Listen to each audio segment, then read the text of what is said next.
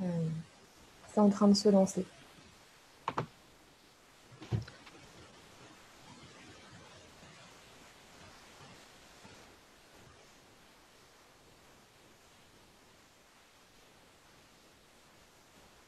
Alors.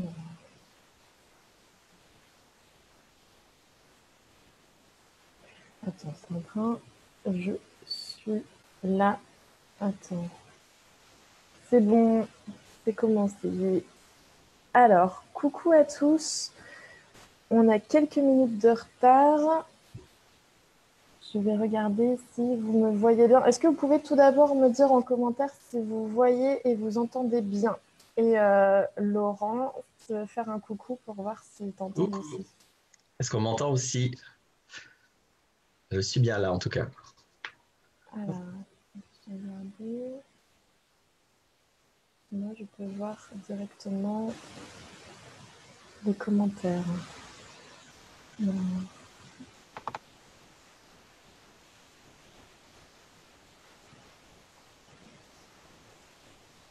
Alors, je regarde ça dessus. Voilà, alors. On vous voit bien. Super, merci Jonathan. Parfait. Ok, donc bonsoir à tous. Alors moi, je suis hyper contente de vous retrouver ce soir pour vous présenter pour ceux qui ne connaissent pas, Laurent. Donc, on vous l'a dit dans la présentation de la vidéo, Laurent, donc c'est mon coéquipier de vie également. Et ces derniers temps, donc moi, j'avais super envie de faire des interviews de personnes qui m'inspirent. Et donc forcément, Laurent en fait partie. Et j'avais envie qu'il vous parle de son approche en tant qu'aidant.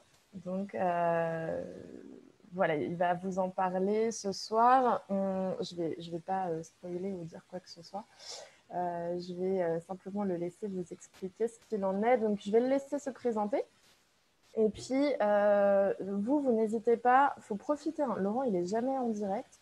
Donc, il faut profiter si vous avez des questions à lui poser, c'est l'occasion. Donc, si vous avez des questions, vous les mettez en commentaire. Et puis moi, je lui poserai. Alors, on ne pourra peut-être pas répondre à toutes. Mais en tout cas, voilà, n'hésitez pas. Donc, coucou Laurent. Salut. Bonjour à tout le monde. Du coup, je te laisse te présenter sur peut-être déjà ton parcours, ce qui t'a amené à être l'aidant que tu es aujourd'hui. Ok. Je commence dans ma vie d'avant, peut-être quand j'étais ingénieur en informatique. Je ne vais pas faire long là-dessus, mais c'était mon départ. Et j'ai pas trouvé dans le monde du travail, c'est pas spécialement le métier que je faisais l'enjeu, c'est que j'ai pas trouvé dans le monde du travail quelque chose qui corresponde à mes valeurs. Et plus j'étais clair avec mes valeurs, et plus je suis devenu libre d'être moi-même. Et moins ça m'a correspondu. Donc, du coup, il y a eu un moment clé où j'ai dit, bon, stop, j'ai quitté à la fois ce métier et le monde du travail en général. Donc ça, c'était il y a 20 ans, en gros. Donc, ça fait longtemps que j'ai choisi une vie très alternative. Et ce qui était évident pour moi comme activité, bah, c'était d'aider parce que j'ai toujours fait ça en fait. Depuis que je suis ado, les gens sont toujours venus se confier à moi et m'ont toujours dit des trucs qu'ils ne disent pas aux autres. Donc, c'était assez évident. J'ai fait une formation de psychothérapeute, ça je ne vais pas rentrer dans les détails, mais l'axe classique de thérapie, c'était pas trop mon truc non plus. Je respecte, mais j'avais vraiment moi envie d'encourager les gens à être autonomes. Ça a toujours été ça mon centre en fait. Et donc j'ai pas souhaité approfondir toutes les approches qui créent de la dépendance. Techniquement, en psychologie, on parle de transfert. Et le transfert, c'est une base dans la psychologie occidentale. Et pourtant, ça crée de la dépendance. Donc, moi, je voulais faire sans ça. Et c'est bien beau de vouloir faire différemment, mais encore faut-il trouver d'autres outils. Et donc, j'ai découvert notamment l'échelle émotionnelle. C'est une pratique qui me permet d'aider les gens à aller très, très, très, très vite au centre de leurs enjeux. C'est-à-dire qu'au lieu de faire une analyse de la problématique psychologique, bah, je les encourage et je les aide à écouter leur propre intelligence émotionnelle, pas l'intelligence mentale. Avec l'échelle émotionnelle, en fait, j'aide les gens à écouter leur intelligence émotionnelle. Et ça marche bien. On va peut-être rentrer dans les détails plus tard, mais pour moi, l'intelligence mentale n'est pas un outil d'introspection. On ne peut pas faire d'introspection avec le mental, c'est pas possible, c'est pas son rôle, c'est pas sa nature. Par contre, l'intelligence émotionnelle, alors ce que j'appelle l'intelligence émotionnelle, c'est juste les choses qui déclenchent des émotions. Hein. C'est pas l'intelligence mentale à propos des émotions, c'est-à-dire de reconnaître les émotions, de les nommer, ça, c'est pas ça. C'est juste le processus qui déclenche les émotions chez les humains. C'est un processus qui va au centre des enjeux psychologiques. Et donc, du coup, en utilisant ça, la personne, elle va directement à la cause. Et puis, quand on a une problématique, quelle que soit la problématique, mais ça marche en psychologie, bah, il faut aller à la racine, il faut aller au centre. Quand on est au centre, après, on peut vraiment efficacement dépasser les choses, voire rapidement. Mais bon, moi, j'ai tendance à vouloir être rapide et radical, mais après, c'est pas une obligation. L'approche permet d'aller vite au centre. Après, la personne, elle prend son temps, elle prend son rythme pour dépasser ça. Mais la base, c'était ça. Ça fait 17 ans maintenant que j'aide les gens avec cette approche donc, que j'ai mis en place, qui me permet du coup de faire peu d'entretien, qui me permet d'aider les gens à être autonomes très vite, surtout ceux qui s'intéressent à l'échelle émotionnelle et qui du coup veulent et peuvent le vivre seuls. Il n'y a pas besoin de moi dans l'absolu pour faire une échelle émotionnelle. Et puis après, dans le souhait d'aider les gens derrière à dépasser les enjeux qu'on trouve à l'échelle émotionnelle, parce que l'échelle émotionnelle finalement c'est un seul entretien, c'est juste le début de mon approche, j'ai mis en place d'autres outils. Et puis ça a mûri, ça a mûri. Et ça fait pas si longtemps que j'ai tout formalisé. C'est-à-dire globalement, j'appelle ça l'approche être. Je vais finir ma présentation sur ça. Tu me coupes, hein, tu sais que je Ouais, parle beaucoup. ouais, t'inquiète. Et donc, E, c'est écoute émotionnelle. T, c'est transformation sémantique. R, c'est révision comportementale, parce que changer, c'est changer. Hein. Si on ne se bouge pas le cul, il n'y a rien qui change. Et puis E, c'est éthique souveraine personnelle, c'est-à-dire que j'ai rajouté ça parce que, j'ai rajouté ça. J'ai constaté que c'est ce qui se rajoute tout seul. C'est que, en fait, une fois que les personnes elles sont claires avec leurs émotions, euh, qu'elles sont claires du coup avec leur histoire et tout leur système mental, qu'elles savent s'entourer correctement. C'est un grand enjeu en Occident de savoir s'entourer correctement de manière consciencieuse dans des relations non toxiques. Et une fois qu'on sait vers ça, en général, les gens se disent ok, mais maintenant je fais quoi de ma vie quoi. Donc il y a besoin après d'une boussole claire pour prendre sa vie en main, mais pas dans le cadre de ce à quoi on est conditionné, pour vraiment passer dans une réalisation, une émancipation et vivre une vie un peu ou beaucoup magique. Et ça nécessite d'avoir une éthique personnelle forte, c'est-à-dire d'être très ancré sur des valeurs personnelles. Donc voilà pourquoi je parle d'être, écoute émotionnelle, transformation sémantique, révision comportementale et éthique personnelle, souveraine, peu importe, on appelle ça comme on veut, mais une éthique qui va nous permettre. Donc voilà en grand résumé le cheminement, quoi. Ouais, bah, de toute façon, on va y revenir, on va détailler, bon, pas tout, parce qu'on ne pourra pas tout détailler en une vidéo, de toute façon, c'est pas possible.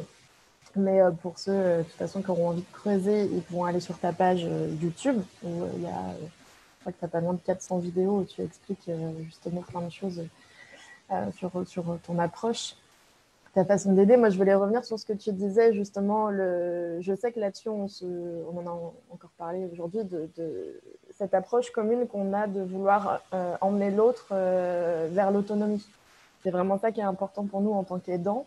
Et c'est ça que j'apprécie chez toi, c'est que justement là, tu as une approche qui est super efficace, que moi j'ai testé. Voilà, tu m'as fait faire 2 échelles émotionnelles. J'ai vu à quel point c'était, effectivement, tu as utilisé le mot radical, c'est radical, ça bouge, mais au moins, bon, ça fait pas tout le job, on va en parler. Après, tu as d'autres outils pour aller plus loin, mais c'est vrai que moi qui ai vu des psys pendant des années, à tourner en rond autour de mon nombril, à regarder, à refaire mon histoire 120 fois, et puis en n'allant pas mieux à la fin, juste en étant juste avec moins d'argent et moins de temps, puis pas envie de changer de psy, puisque ça n'a pas envie de recommencer tout à zéro quand ça fait des semaines, des années qu'on voit quelqu'un. Là, toi, c'est vraiment pas le but, justement. C'est en quelques séances, maintenant, c'est des ateliers que tu fais, mais en quelques ateliers, les gens sont autonomes et du coup peuvent gérer leurs problématiques existentielles directement. Et ça, c'est vraiment super intéressant. Donc, j'en profite pour dire, parce que donc, Laurent, il est aussi pipette que moi, hein, donc il ne faudra pas hésiter à poser vos questions quand vous voulez, et puis moi, je les poserai au moment le plus pertinent à Laurent pour y répondre. Mais voilà, n'hésitez pas sur les questions si vous avez envie. Et du coup, donc, moi, à force d'en parler avec toi, ça commence à devenir de plus en plus fluide. Je comprends de mieux en mieux tout ce qui est ton approche. Mais donc, pour des personnes qui ne te connaissent pas du tout, avec donc des termes, comme une personne qui viendrait te voir pour la première fois, comment tu expliques déjà l'échelle émotionnelle pour commencer? Alors, la base, c'est de distinguer ce que j'appelle le déclencheur et la cause. Alors, de façon simple, si on imagine plein de gens devant un même problème, c'est toujours ça que je dis, hein, mais c'est efficace comme circonstance pour comprendre, donc je l'utilise. S'il y a plein de gens devant un même problème, les gens n'ont pas la même émotion. De toute façon, chacun va avoir une émotion différente, une colère, une tristesse, même il y en a qui seront peut-être morts de rire. Donc, les humains ne vivent pas les mêmes choses devant les mêmes événements. Donc, ce constat que tout le monde peut facilement faire prouve que la cause des émotions de chacun ne peut pas être le fameux événement. C'est pas l'événement qui cause l'émotion. Je vais revenir à qu'est-ce qu'il fait parce qu'il fait quelque chose, mais c'est bien en chacun qui a la cause de l'émotion de chacun, puisque chacun vit une émotion différente. Donc oui, le fameux événement participe à l'émotion, parce que si en même temps il n'y avait pas eu ce problème, bah, les gens n'auraient pas d'émotion, on est d'accord. Mais ça déclenche, ça révèle, c'est tout. C'est juste un révélateur de quelque chose qui existait bien avant lui et qui fait que bah, certains vont être sereins, d'autres vont être morts de rire et d'autres vont être en panique intégrale. Donc l'idée, c'est de bien distinguer, quand on veut écouter sérieusement les émotions, le déclencheur de la cause. Or, c'est exactement ce qu'on ne fait pas. La plupart du temps, on va considérer que je suis triste parce qu'il s'est passé ça, parce qu'on m'a dit ça, parce qu'on m'a fait ça. Et on est très sérieux à essayer de vivre et de comprendre nos émotions comme si elles sont causées par ces choses qui les déclenchent. Et non, le déclencheur n'est pas la cause. Donc ça, c'est une nuance très simple à faire. Je pense pas que ça demande, c'est pas très complexe, mais c'est vrai que c'est une nuance. On peut pas mélanger les deux. Donc c'est ça l'approche principale de l'échelle émotionnelle, c'est de distinguer. Alors après, c'est bien beau de dire la cause des émotions, elle est à l'intérieur, c'est pas précis. Pour être précis, la cause des émotions, c'est d'autres émotions. Enfin, la cause d'une émotion, c'est une autre émotion. Et donc, ça se ressent. Ça, c'est important. Quand on fait l'échelle émotionnelle, on n'analyse pas, on réfléchit pas, on pense pas. Enfin, il y a le mental, il est là, hein, on peut pas l'évacuer, mais on ressent, on contacte l'émotion de surface qu'on veut aller explorer. Et avec mes questions, j'aide à ressentir ce qui est en dessous. Et en dessous, il y a une autre émotion, en général, qui va ramener un autre événement du passé, mais pas forcément.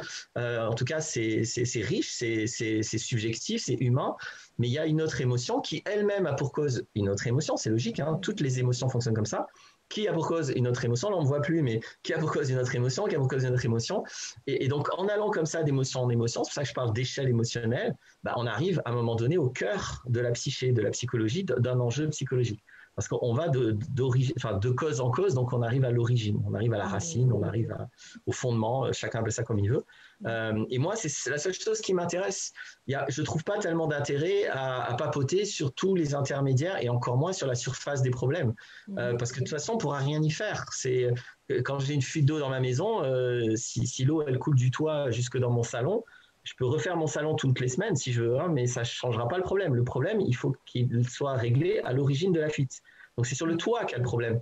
Même si mon toit, je m'en fous. En général, c'est ça qui se passe en psychologie, hein. Mon vrai problème, j'en ai rien à foutre en fait. Moi, ce qui me dérange, c'est que dans mon couple, dans mon travail, avec mes voisins, avec mes enfants, je suis perturbé, je ne peux pas vivre ce que je veux. Voilà, dans mon salon, c'est la merde. Donc je veux bosser dans mon salon. Non, il n'y a rien à faire dans le salon.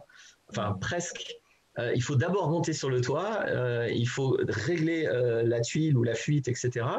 Après, on fait le salon qu'on veut, mais ça, c'est la fin, c'est pas le début. Et donc, en général, on fait tout à l'envers, en fait. Et les émotions, on les vit donc aussi à l'envers parce que on vit les émotions comme si elles nous parlent du monde extérieur, comme si c'est une sensibilité à l'extérieur. Et ben, moi, mon témoignage, c'est que c'est le contraire. Donc, il ne faut pas me croire, hein. Moi, je dis toujours, je dis pas la vérité, mais je donne un outil. Faites l'expérience, vous verrez par vous-même. Moi, je m'en fous qu'on me croie et je fournis des outils que les gens fassent l'expérience et vérifient si oui ou non je dis des conneries. Donc, en allant d'émotion en émotion, on trouve une origine qui n'est pas du tout extérieure, qui est bien intérieure. Donc, ça, c'est le premier truc. Le deuxième truc important pour comprendre la pratique, c'est qu'il s'agit de ressentir maintenant. Il ne s'agit pas de se souvenir, parce que souvent on va dans le passé en faisant ça, hein. Il ne s'agit pas de se souvenir de ce qu'on a ressenti. Ça ne sert à rien, c'est des souvenirs, c'est du mental. Non, on se replace dans le contexte comme si on le vit maintenant. Et si ce n'est pas réglé, si on n'est pas en paix, il va y avoir une émotion maintenant. Elle sera peut-être beaucoup moins intense, elle sera peut-être différente, peu importe. Le le signal, enfin, comment je peux dire, le repère fort pour moi, c'est s'il y a émotion, c'est qu'il y a quelque chose à régler. Et donc, on l'écoute et on n'a qu'à se remettre dans le contexte, etc. Donc, il y aurait plein d'autres choses à dire. Mais disons, les deux trucs vraiment importants, c'est ça. C'est on distingue déclencheur et cause et on ressent maintenant. On ressent tout maintenant. On y va maintenant et on ressent maintenant et on va maintenant au fond de soi. Euh, voilà, je peux déjà dire ça. Et on Non, part d'un événement. Ah, pardon, vas-y. vas-y. Non, mais on part d'un événement récent, tu pars d'un événement qu'on a eu, qui peut être positif comme négatif. Et à partir de là, je sais pas si tu dis que tu remontes ou tu descends l'échelle jusqu'à effectivement ne plus être dans l'émotion, en fait, à remonter toutes les émotions jusqu'à la source. C'est ça. Oui, parce que la source n'est pas une émotion. C'est-à-dire que la source, c'est du mental pur, c'est l'ego, c'est la névrose. Pour moi, la névrose, c'est ça qu'on trouve quand on fait une échelle émotionnelle. On parle beaucoup d'ego, mais moi, quand je demande aux gens c'est quoi ton ego, pour l'instant, j'ai jamais eu de réponse.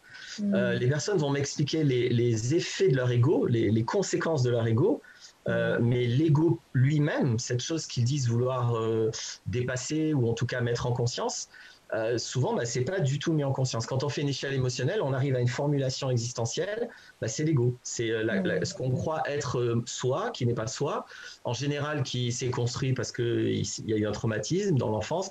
9 fois sur 10, on arrive à une toxicité dans la relation avec papa-maman. En général, c'est ce qui se passe. Et c'est une toxicité telle qu'à un moment donné, l'enfant, il se déstructure, c'est-à-dire il ne sait pas qui être dans ce qui se passe et il se sacrifie en partie pour résoudre cette problématique dans laquelle il ne sait pas être. Et donc, toute sa vie devient centrée sur cette problématique, alors que le problème n'existe plus. On n'est plus un enfant, on n'est plus dans la famille, etc. Oui, et on rejoue en fait le personnage, quoi. En fait, on joue ce truc en permanence et sous plein de façons différentes sans s'en rendre compte. On a l'impression de jouer je sais pas comment dire, des partitions différentes. Et en fait, non, c'est toujours la même chose. Les enjeux sont les mêmes et on se dit merde, j'ai tout le temps le même truc. On se reprend le truc dans la tronche plein de fois. On a l'impression de l'avoir réglé, mais finalement, pas tant que ça. Et ouais, du coup, c'est intéressant. Il y a une question là de Jean-François, je ne sais pas si tu sauras y répondre ou si tu as envie, mais qui nous dit d'où viennent les émotions, qu'est-ce qui se passe physiquement et psychologiquement et pourquoi parfois on ne sait pas ce qui se passe. Alors, avec l'échelle émotionnelle, on sait exactement ce qui se passe, ça va assez vite. Parce souvent, c'est pas parce que, encore une fois, on part mal, on part à l'envers. Et à la fois, on considère que l'émotion, elle est causée par quelque chose d'extérieur, donc on va regarder l'extérieur, alors qu'il faut regarder l'intérieur. Et deuxièmement, on n'a pas comment je peux dire, on ne fait pas ce trajet en fait, on reste à rationaliser la surface alors que quand on écoute les émotions, très, très vite on va à un autre problème, puis à complètement un autre problème, puis complètement un autre problème. Et donc la vérité est ailleurs, comme il y en a qui disent. C'est toujours ça avec les émotions. Donc on part sur des fausses pistes. Après, attends, c'est quoi dans la question? Oui. Non, attends, il demande d'où viennent les émotions, qu'est-ce qui se passe physiquement et psychologiquement. Oui, physiquement. Alors, sur le physique, c'est important aussi, parce que à partir d'une certaine intensité, une émotion va avoir ce que j'appelle une empreinte sensorielle, c'est-à-dire qu'on va la sentir dans le corps. Clairement, on va avoir le plexus coincé, la gorge nouée, le ventre qui fait mal, on peut trembler, on peut avoir chaud, on peut avoir froid. Voilà, il y a des manifestations physiques qui peuvent même aller jusqu'à la douleur, ça peut être très violent, très douloureux les émotions. C'est pour ça qu'on a des interprétations fausses, mais qui sont compréhensibles à propos des émotions. On va parler de blessures, on va parler de mal-être. Enfin, les mots qu'on met sur les émotions, c'est une catastrophe, alors que les émotions, c'est juste un truc magnifique, c'est un signal merveilleux qui nous dit exactement pourquoi on n'est pas libre si on écoute. Donc, le meilleur psy de la Terre, ce sera toujours votre intelligence émotionnelle. Et c'est la vôtre en plus. C'est même pas. Moi, c'est ça que j'adore dans l'échelle émotionnelle, c'est que c'est pas mon intelligence qui aide les gens, c'est la leur. Je les aide juste à se connecter à leur intelligence.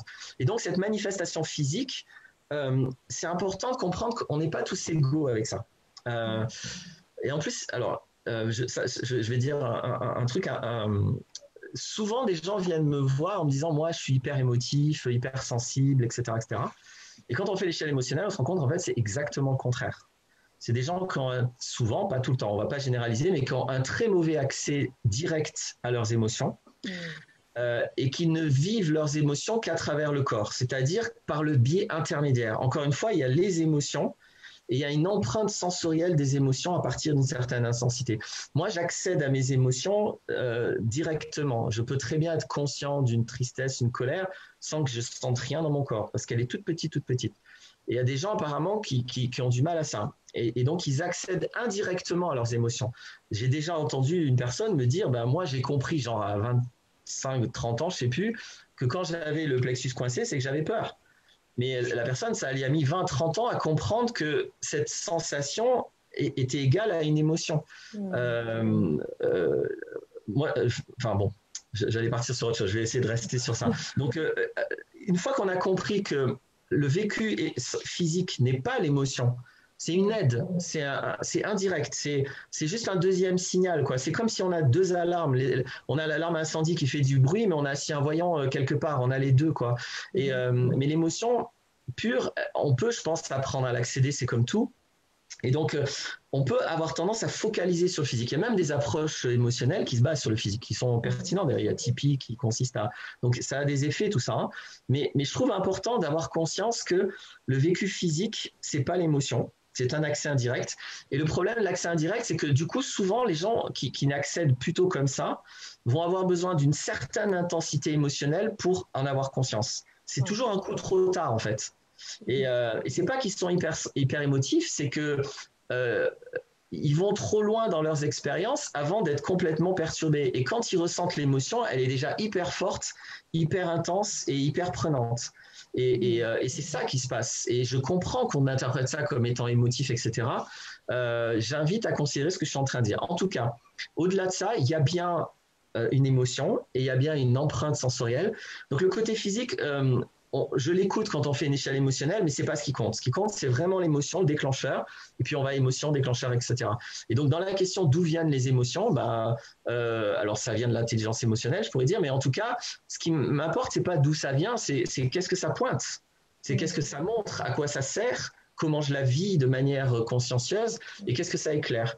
Et donc justement, plutôt que de donner de la théorie, c'est Jean-François ou François, à Jean-François ou François. Jean-François, pour te donner la théorie, vraiment, c'est l'échelle émotionnelle. Alors après, là, on en parle comme ça, je vais pas expliquer, mais dans mes vidéos, je fais pas du teasing, hein, moi, dans mes vidéos, je transmets vraiment les trucs. Donc, il y a plein de vidéos qui expliquent l'échelle émotionnelle. Il y a des gens qui arrivent à le faire juste en regardant les vidéos. Bon, après, il y a les ateliers, hein, je vais pas cracher dessus. Il y en a un ce week-end, d'ailleurs, mais c'est pas sur les émotions. Ce week-end, c'est sur le mental. Donc, je fais des ateliers en ligne où les gens peuvent apprendre les outils. Mais il y a des gens, rien qu'en regardant mes vidéos, qui arrivent à se débrouiller pas mal. Alors, je ne sais pas si je réponds à Jean-François, mais voilà, il a compris, hein, je l'invite à pratiquer, ce sera mieux que mon discours. Oui, ben là, je pense que tu as bien répondu. Il y a Jonathan qui dit, mais bon, la réponse, tu l'as déjà donnée, je pense. Y a-t-il un moyen rapide, une échelle express qu'on pourrait utiliser dès qu'on a de petites émotions dans la vie de tous les jours et qu'on souhaite dépasser à ce moment précis? Je veux dire, l'échelle émotionnelle permet de trouver une croyance, une identité virtuelle, mais dans la vie, tous les jours, on vit de petites émotions qu'on souhaiterait parfois dépasser. Alors, ça c'est important comme question. L'échelle émotionnelle, c'est pas un outil de gestion émotionnelle. Donc le but, c'est pas de dépasser une émotion, ce qui pour moi veut rien dire. Quand je suis dans ma voiture, que j'ai des voyants qui s'allument, je veux pas dépasser le voyant. Je veux dépasser le problème dans le moteur. Si j'ai un voyant, c'est que le problème est dans le moteur. Donc le voyant, on s'en fout. Il y a pas de gestion du voyant à faire. Il n'y a pas de dépassement à faire avec l'émotion. L'émotion n'est pas un problème, n'est pas un mal-être. Donc il n'y a rien à faire avec l'émotion autre que écouter de quoi elle parle. Donc ce qui est à dépasser, c'est pas l'émotion, c'est le problème. Là, la question alors je m'excuse, Jonathan, ça rejoint ce que je disais tout à l'heure. En général, on est dans notre salon, on n'a pas envie de monter sur le toit, quoi. On veut que tout se passe bien dans le salon. Non, il faut se monter sur le toit. Donc, ce qu'il y a à dépasser, c'est, alors là, comme ça, j'en sais rien, mais c'est ce qu'on trouve en faisant l'échelle émotionnelle. Donc, c'est des enjeux psychologiques beaucoup plus profonds, beaucoup plus existentiels. Et quand on dépasse ça, on trouve beaucoup plus de sérénité. Alors, je ne dis pas qu'on atteint un vécu sans émotion, hein, mais parce que vous inquiétez pas, la vie se charge de vous mettre des challenges, mais on gagne énormément en sérénité et on peut très bien vivre très sereinement des choses que pendant des années on vivait émotionnellement. Donc les petites émotions quotidiennes, moi ce à quoi j'invite, c'est pas chercher à les gérer et à les dépasser, c'est aller régler les problèmes de fond qui font qu'on ne les vivra plus, ces émotions quotidiennes, parce qu'on aura complètement changé de perspective de vie. C'est ça à quoi j'invite. En tout cas, moi, j'aide à ça. Donc, ceux qui veulent faire autrement, clairement, l'échelle émotionnelle ne va pas les intéresser. Ok, merci. Il y a une autre question, puis après, je vais te laisser continuer sur ta méthode. Ensuite, donc, ce qui se passe après l'échelle émotionnelle. Mais il y a une question qui, je pense, est intéressante. Je sais que tu as fait des vidéos là-dessus. C'est Léandre qui nous demande, et le fait que vous soyez amoureux, c'est une émotion? Point d'interrogation. Est-ce que c'est une émotion? Alors, alors, il parle de nous là ou de quoi il parle, vous soyez amoureux? En tout cas, alors, en tout cas, peu importe. Ce qu'on appelle amoureux, il faut voir de quoi on parle. C'est-à-dire que, alors là aussi, j'ai une vidéo en particulier. Souvent, quand les gens disent je suis amoureux, ce dont ils parlent, c'est d'émotion. Mais peut-être pas seulement, et c'est complexe. Donc, là, on a un problème de vocabulaire. Je ne sais pas de quoi Léandre parle quand il dit amoureux. Mais si on dit qu'être amoureux, c'est se sentir comblé, ce qui est très, très, très agréable comme émotion, si c'est se sentir rassuré, si c'est se sentir fier, en général, c'est ce genre d'émotion qu'on va dire oh, je suis amoureux au lieu de dire je me sens comblé, je me sens sécurisé, je me sens rassuré, je me sens fier. Si c'est ça, alors oui, on fait une échelle émotionnelle et on trouve une identité virtuelle. Après, non, je ne vais pas partir là-dessus tout de suite. On trouve une identité virtuelle, c'est-à-dire qu'on met de la conscience, sinon ça va être, on met de la conscience sur ce qu'on appelle être amoureux. Après, je suis pas en train de dire qu'à chaque fois qu'un humain dit qu'il est amoureux, c'est ça qui se passe. Moi, j'en sais rien. C'est justement le bordel avec être amoureux. Il y a des gens, ils parlent de leur compagnon, et des fois ils parlent d'un sentiment, des fois ils parlent d'une émotion, des fois ils parlent d'une relation. En fait, on sait jamais de quoi ils parlent et c'est très complexe, voire flou, voire c'est un sac fourre-tout. Donc, moi, je sais que les émotions s'écoutent avec des échelles émotionnelles. L'amour, pour moi, c'est quelque chose qui est une attention à ce qui est tel que c'est. C'est ça que j'appelle aimer. Maintenant, être amoureux, c'est autre chose. À chacun de voir sa sémantique. Mais voilà, je ne veux pas trop partir sur... j'ai pas envie de donner ma définition d'être amoureux, etc.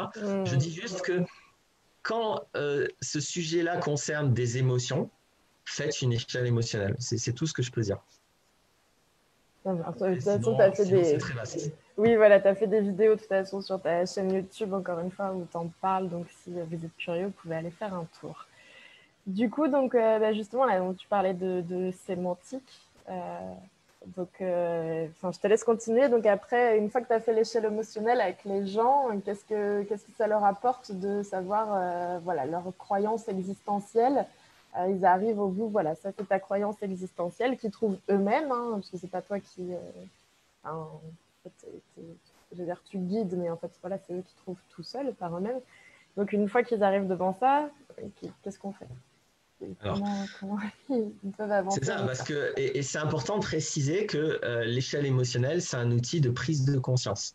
C'est pas un outil de changement, c'est pas ça qui fait qu'on dépasse les choses. Encore une fois, c'est juste au lieu d'analyser pendant éventuellement 15, 20, 25 ans. Moi, j'ai déjà eu des gens qui sont venus vers moi, ils ont fait des psychanalyses pendant 25 ans. Au lieu d'analyser pendant des années un problème, on fait une échelle émotionnelle, on va au centre et après, il n'y a plus rien à analyser. Moi, dans mon approche, l'essentiel de mon approche, c'est OK, comment tu changes? C'est pas comprenant ton problème. Le problème, c'est facile à comprendre un problème psychologique quand on va à la racine. Après, c'est tout un arbre. Donc, c'est sûr qu'on peut passer des années à explorer toutes les conséquences de ce que j'appelle l'identité virtuelle, de l'ego, de la névrose. Oui, il y a beaucoup de conséquences, mais il n'y a aucun intérêt à étudier les conséquences. Donc, pour moi, après, voilà. Et donc, dépasser ce qu'on trouve, effectivement, c'est autre chose. Donc, moi, j'aime bien, je m'amuse à parler des 3 P, c'est un moyen mnémotechnique. Les 3 P, c'est les 3 P pour être en paix, c'est les 3 problèmes à dépasser pour être en paix.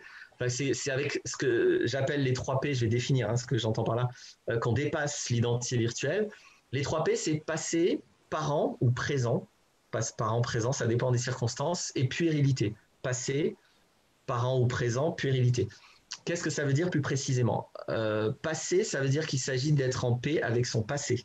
Si on ne sait pas reconceptualiser, tu parlais de sémantique, si on ne sait pas changer notre regard, notre vision du passé alors qu'il est douloureux, rien ne va complètement se libérer. Pour moi, c'est clair. C'est important de comprendre que le passé, c'est juste des souvenirs. On n'accède pas à notre passé. Si vous voulez savoir ce qui s'est passé hier à la même heure dans votre dos, bah, vous ne pouvez pas accéder. Vous ne savez pas. Vous n'accédez pas à votre passé, vous accédez à votre mémoire présente. Et si vous avez une crise d'amnésie pendant la nuit, bah, vous n'avez pas de passé en fait. Mais ici, vous avez un passé, mais vous n'avez pas de mémoire. Donc déjà, il y a un énorme abus de langage avec ce qu'on appelle le passé. C'est que de la mémoire, donc c'est que du mental, c'est ce que je pense de ce qui m'est arrivé, en tout cas de ce dont je m'en souviens. Donc ça, c'est maintenant. Et c'est maintenant que ça doit se changer. Il y a plein de façons dans la vie de concevoir des choses. Et il y a des façons qui font souffrir, qui créent ce que j'appelle des dissonances cognitives. Je ne sais pas si on va, enfin c'est pas que moi qui appelle ça, si on va aborder ça ou pas, mais quand on est en dissonance cognitive, ça fait souffrir, et quand on l'est plus, ça fait pas souffrir. Donc si je change pas radicalement ma vision du passé, bah, y a rien qui va changer, parce que de toute façon, mon passé, lui, va pas changer. Hein. Donc tant que je crois que, pour moi ça c'est important, tant que je crois que les problèmes viennent de mon passé, c'est mort, parce que c'est pas des psys qu'il faut aller voir, il faut inventer la machine à remonter dans le temps, hein, il n'y a que ça. Hein. Si le passé, c'est lui le problème, donc il faut changer le passé, mais a priori, on peut pas le faire. Donc, heureusement, un humain, ça marche pas comme ça. Heureusement, c'est pas dans notre passé qu'il y a les problèmes. Quand on fait une échelle émotionnelle, on traverse le passé. En général, je l'ai dit, on arrive à l'enfance, papa, maman. Mais quand on est à l'identité virtuelle, c'est pas du passé, c'est une croyance existentielle ici et maintenant dans ma tête, dont je suis intégralement responsable. Intégralement responsable. C'est pas ce qu'on m'a fait, c'est pas ce que j'ai subi. C'est ce que je crois de la vie maintenant. Et ce que je crois de la vie maintenant m'empêche de vivre. Et c'est cool, mes émotions pointent dessus. C'est parfait, quoi. Les émotions me disent, regarde, arrête de te prendre pour un gosse qui croit qu'il va pas vivre si. Finalement, c'est toujours ça, une émotion. Hein. C'est toujours un espèce de guide intérieur qui vous dit, mais arrête de te prendre pour un gosse, c'est fini le truc du gosse, là. C'est bon, arrête, t'es sur une planète, il y a 7 milliards d'humains, t'es un adulte, sois heureux, peut-être porte pas un masque, on va pas faire de politique. Vis, quoi, vis, c'est tout ce qu'il y a à faire. Arrête de régler des problèmes qui n'existent plus. Mais c'est que ça que nous disent nos émotions en permanence quand on les écoute sérieusement. Et on n'a pas trop envie de faire ça parce que ça fait éventuellement 15, 20, 30, 40, 50, 60, 70 ans, même 110 ans. J'ai déjà parlé avec une dame de 110 ans qui pleurait encore de sa maman. Donc, on peut passer beaucoup de temps à sans cesse vouloir régler un faux problème et être très sérieux avec ça parce qu'on appelle ça l'amour, on appelle ça... bon, il y a plein de conceptions qui vont toujours nous ramener à régler des choses qui n'existent plus alors que pendant ce temps-là, on a une vie à vivre et qui est totalement indépendante du passé si on le décide. Alors tout ça c'est facile à dire, donc je me permets de le dire. Hein. J'ai conscience que c'est pas aussi facile à vivre, c'est un saut dans le vide qui fout la trouille et on a l'impression qu'on va mourir, puisque c'est ça, hein, c'est l'identité virtuelle révèle quelque chose de radical. Donc radical c'est à la racine. Hein. Ce qui est radical c'est pas ce qui est extrême, hein, c'est ce qui est à la racine. Donc il n'y a que l'approche radicale qui est pertinente hein, si on règle des problèmes, il n'y en a aucune autre. Hein. Donc si on va à la racine, on trouve quelque chose simplement qui est crucial. Donc là, j'expliquais juste le passé, tu vois, sur les 3 P. Être en paix avec son passé, être en paix avec ses parents, parce qu'en général, c'est avec eux, mais en tout cas avec le présent, c'est-à-dire être en paix dans la relation avec les gens impliqués dans l'échelle émotionnelle. Si j'ai même pas encore maintenant réussi à être intégralement moi-même face à mes géniteurs, face à ma famille, en tout cas, ou avec... avec les gens qui ont construit mon traumatisme, on va dire, il n'y a aucune chance que je sois bien avec le monde. Donc, être en paix au présent avec les gens, être dans une relation adulte, saine, responsable, c'est crucial. Donc, être en paix avec le passé, être en paix avec le présent. Et puis, ce que j'appelle la puérilité, ça ne suffit pas d'être en paix avec le passé, ça ne suffit pas d'être en paix avec le présent, tout ça est nécessaire. Mais tous nos enjeux de l'identité virtuelle, on va les transférer en général au minimum dans le couple, ça c'est presque sûr, dans toutes les relations affectives, enfin dans le couple, en tout cas dans toutes les relations affectives plus exactement, mais peut-être dans le travail, peut-être même face à Macron, peut-être face à mon maître d'école, le maître d'école de ma fille, etc. Donc je vais transférer ça tout le temps, et en général je vais le vivre de manière puérile, parce que moi je vais chercher inconsciemment à régler mon problème du passé à travers cette circonstance, et donc je ne vais pas être l'adulte libre puissant face à la circonstance. Or, c'est nécessaire. Si je ne trouve pas qui je suis face à mon passé, face à ma famille, pour simplifier, et face aux circonstances de la vie où je projette le truc, Bon, ben, j'ai pas dépassé. Alors, ça peut avoir l'air d'être beaucoup, mais en fait, pour chacune de ces trois choses, au moins les choses sont claires, sont résumées à ça. Donc moi, je donne des outils pour les trois choses. Et quand les gens arrivent vraiment à vivre ça, là, on transcende vraiment, alors non pas les émotions, mais l'identité virtuelle, l'ego. Alors quand je dis l'ego, on ne devient pas Bouddha, hein, mais au moins on enlève une couche d'oignon, quoi. On avance, quoi.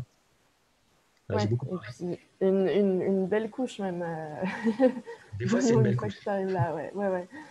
Oui, c'est ça, parce que des fois, on peut avoir l'impression que c'est justement que c'est réglé. On se dit non, mais c'est bon, je suis en paix avec mon passé. Enfin, on se le dit après, c'est pas forcément le cas. Pareil avec les parents.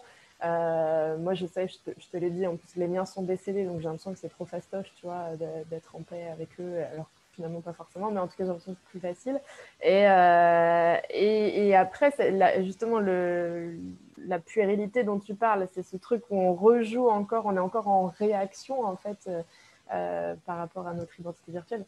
Ça, je sais que pour moi, ça c'est le plus dur, où je sens que ça, il va y avoir encore vachement de taf. Et c'est vrai que ça peut paraître simple et en même temps compliqué parce que c'est plein de prises de conscience à avoir et aussi à appliquer. Enfin, faut vraiment savoir se regarder en fait, sans tricher. Il faut vraiment être dans la transparence avec Ça soi c'est très, très important.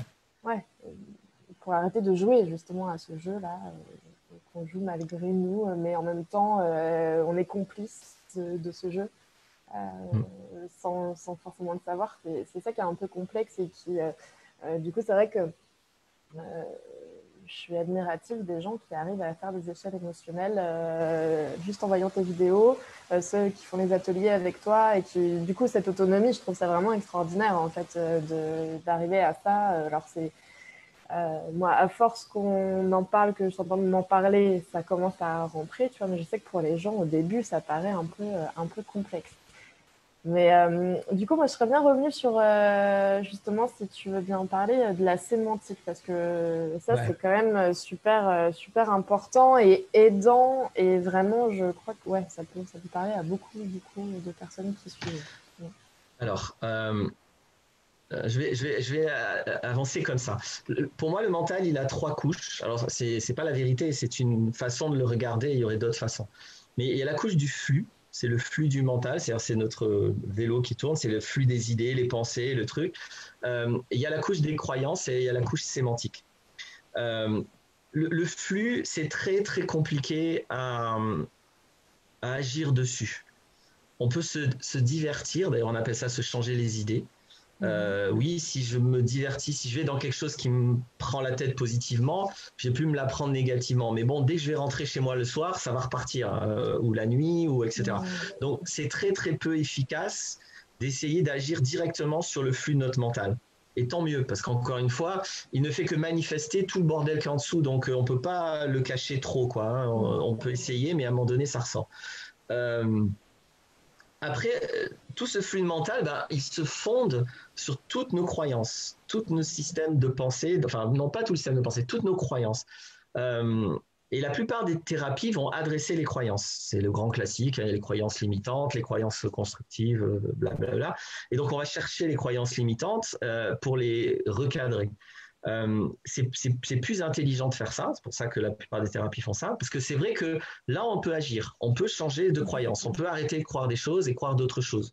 Mais c'est pas si évident, parce que parfois une croyance, elle est fondée sur 50 croyances, donc il faut démonter les 50 autres croyances. Et puis, l'ensemble de notre croyances sont fondées sur ce que j'appelle la sémantique. Alors j'ai bien expliqué parce que justement, c'est pas trop présent dans la psychologie occidentale de s'intéresser à ça. La sémantique, c'est vraiment notre dictionnaire. Donc, c'est la pulpe du fond du mental. C'est vraiment le fondement du mental. C'est vraiment la définition des mots. Et c'est toujours des définitions personnelles.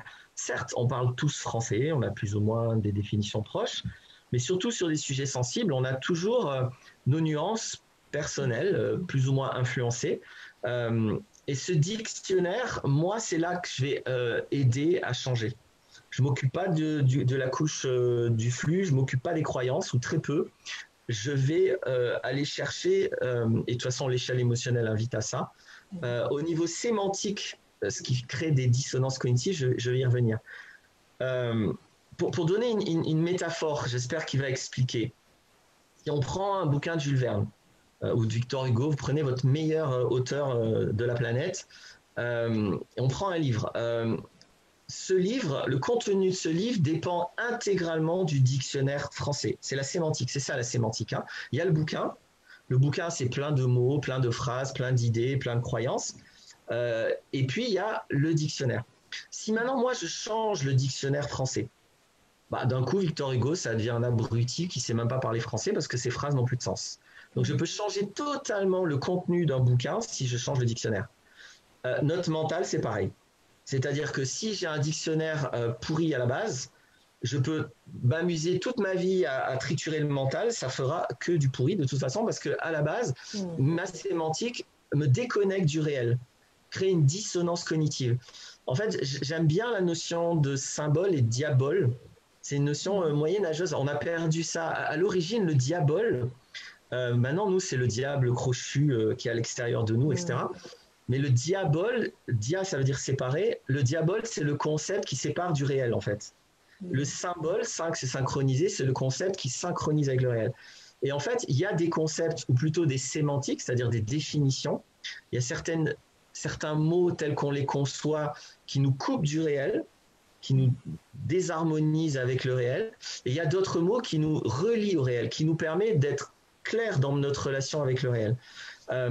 Et pour moi, c'est ça qui est à réharmoniser dans la psychologie à la base. Et c'est la seule chose à faire. C'est-à-dire être capable d'aller regarder tout ce qui, dans mon dictionnaire, me coupe du réel et donc me met en inadaptation vis-à-vis de la vraie vie, qui n'est pas ce qu'on pense. Hein. La vraie vie n'a rien à foutre de ce qu'on pense. La vraie vie, elle est totalement indépendante de ça. Et donc, aller chercher ces sémantiques qui me coupent du réel, pour les remettre en phase avec le réel, c'est important. Alors peut-être pour être plus précis avec un exemple, et puis l'exemple, alors j'y vais cash, hein, je vais direct comme 9 fois sur 10, on arrive à papa-maman.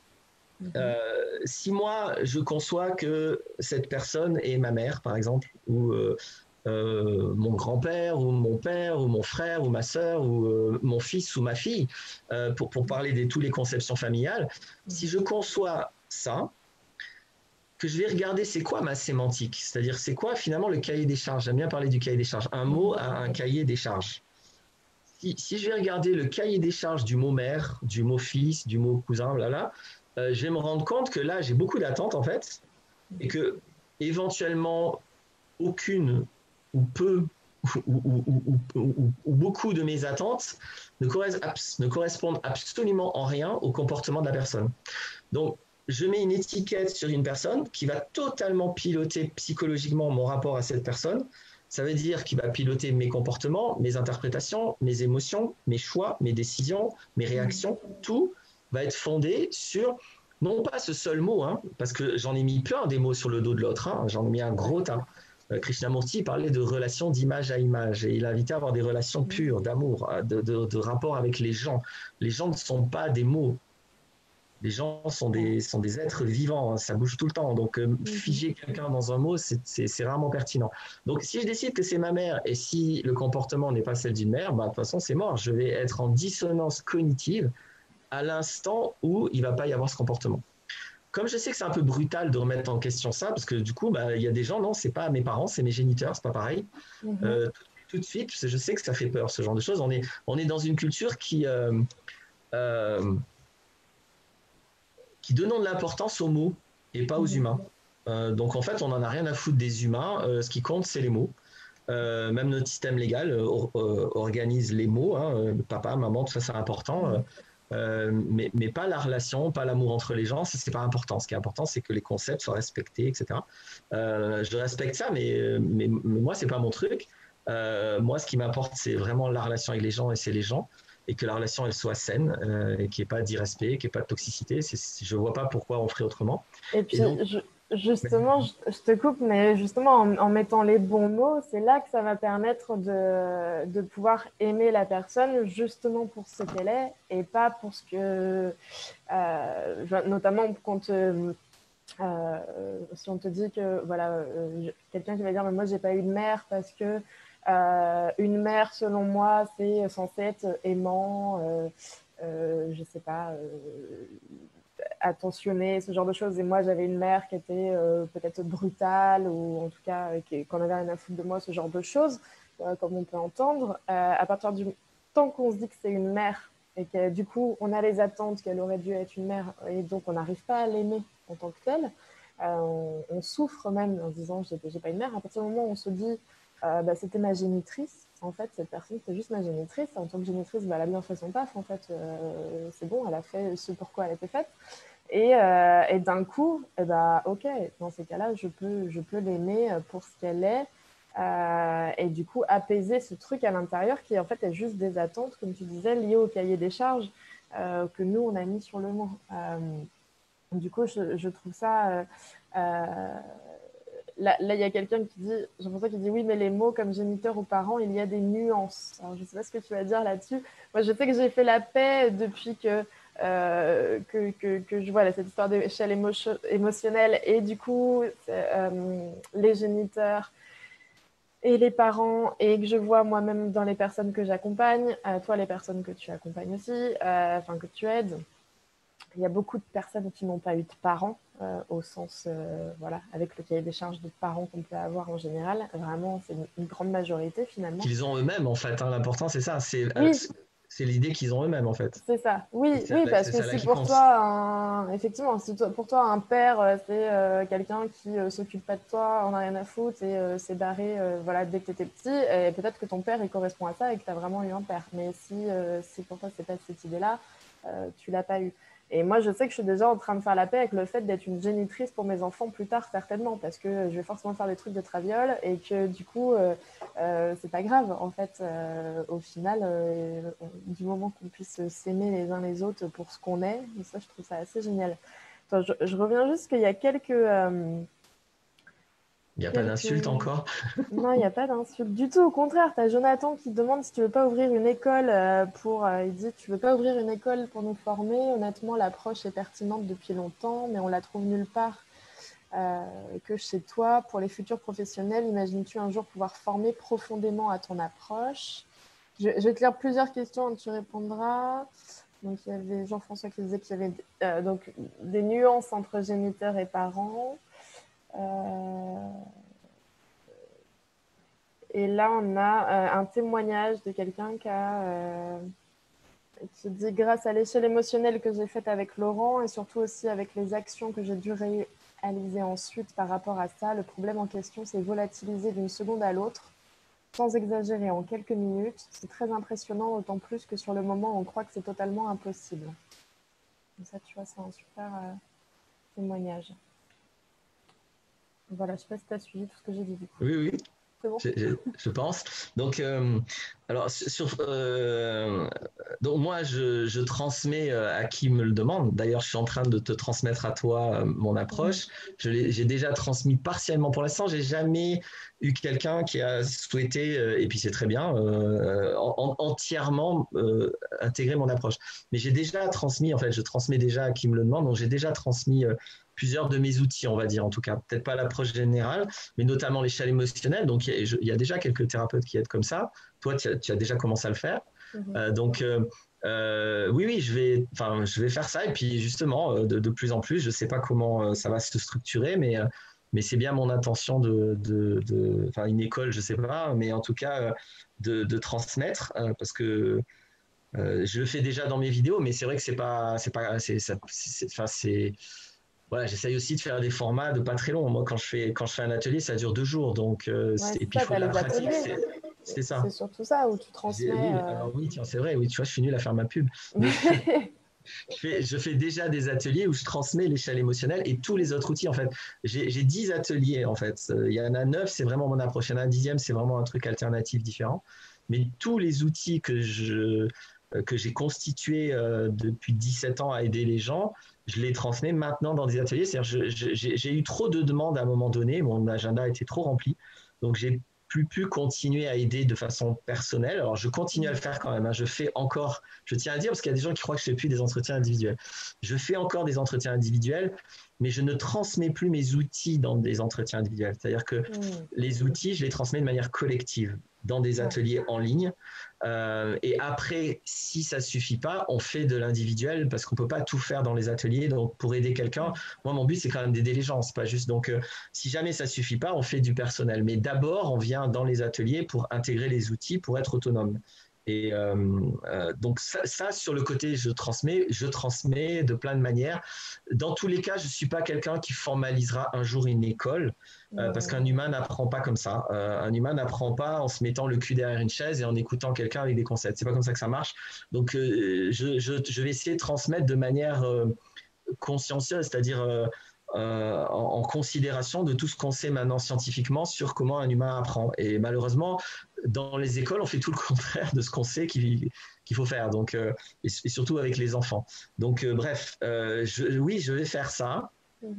Sur la question de Jean-François, bien sûr qu'il y a des nuances. Et justement, je ne suis pas en train de dire il vous suffit de mettre l'étiquette que je vous dis sur les gens que je vous dis et votre vie va changer. Il n'y a aucune chance que ça fasse quoi que ce soit. C'est prendre la responsabilité pleine de mes concepts, de voir si mon concept il est en phase avec le réel ou pas. C'est tout. C'est-à-dire que si j'ai un stylo et que le stylo n'a plus d'encre, si je continue à penser que c'est un stylo, je vais faire n'importe quoi. Je vais écrire avec le stylo, il n'y a plus d'encre. Non, c'est pas un stylo. C'est un stylo en panne. C'est un stylo de merde, si vous voulez. Mais si vous dites que c'est un stylo de merde, vous allez peut-être le jeter contre le mur, mais vous allez faire quelque chose de plus adapté que si vous écrivez sur une feuille alors qu'il n'y a plus d'encre. Si vous dites que c'est un stylo en panne, vous allez peut-être changer l'encre, etc. Donc, on fait ça tout le temps, en fait, avec les objets. On change les concepts dès que c'est nécessaire, parce qu'on en a besoin. Le cerveau fonctionne comme ça. Les mots ne sont pas le réel. Les mots nous relient au réel. Et par contre, dans notre culture, mais pas que la nôtre, hein, les concepts relationnels sont figés.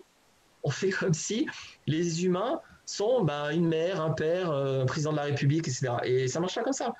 Et notamment sur les géniteurs, du coup, c'est-à-dire que dans notre culture, il y a un amalgame énorme entre géniteurs et parents. C'est-à-dire que tout le monde fait comme si il suffit d'être un géniteur pour être un parent. Tout le monde fait comme ça. Tout le monde fait comme si tout le monde a eu des parents et c'est évident. Et bien sûr, il suffit de faire des enfants pour être des parents, c'est sûr. Voilà. Ben non, on n'est pas chez les bisounours, ça marche pas comme ça. On est sur la planète Terre et je suis désolé, moi ça fait 17 ans que j'écoute les gens et non, il suffit pas d'être un géniteur pour être un parent. C'est pas grave. Il n'y a pas à attaquer, à juger, à reprocher aux gens d'avoir pas réussi à faire un truc, pourquoi ils auraient dû réussir. Ça fait du mal aux gens qui n'ont pas réussi, ça fait du mal aux enfants qui deviennent des adultes, hein, qui pensent qu'on leur devait quelque chose et que c'est terrible qu'on leur ait pas fait ceci, cela. Alors, il y aurait beaucoup de choses à dire là-dessus, hein, c'est difficile, mais j'essaye de faire synthétique tout en disant quand même suffisamment, mais mon expérience est très forte là-dessus. Je vois bien qu'il y a ceux qui remettent en cause ces notions et qui se mettent à aimer ces gens. Et ça ne veut pas toujours dire qu'on va faire des câlins. Hein. Des fois, je prends toujours l'exemple, si vous aimez un tigre, vous allez vous casser, hein, sauf si ça vous plaît de servir de repas.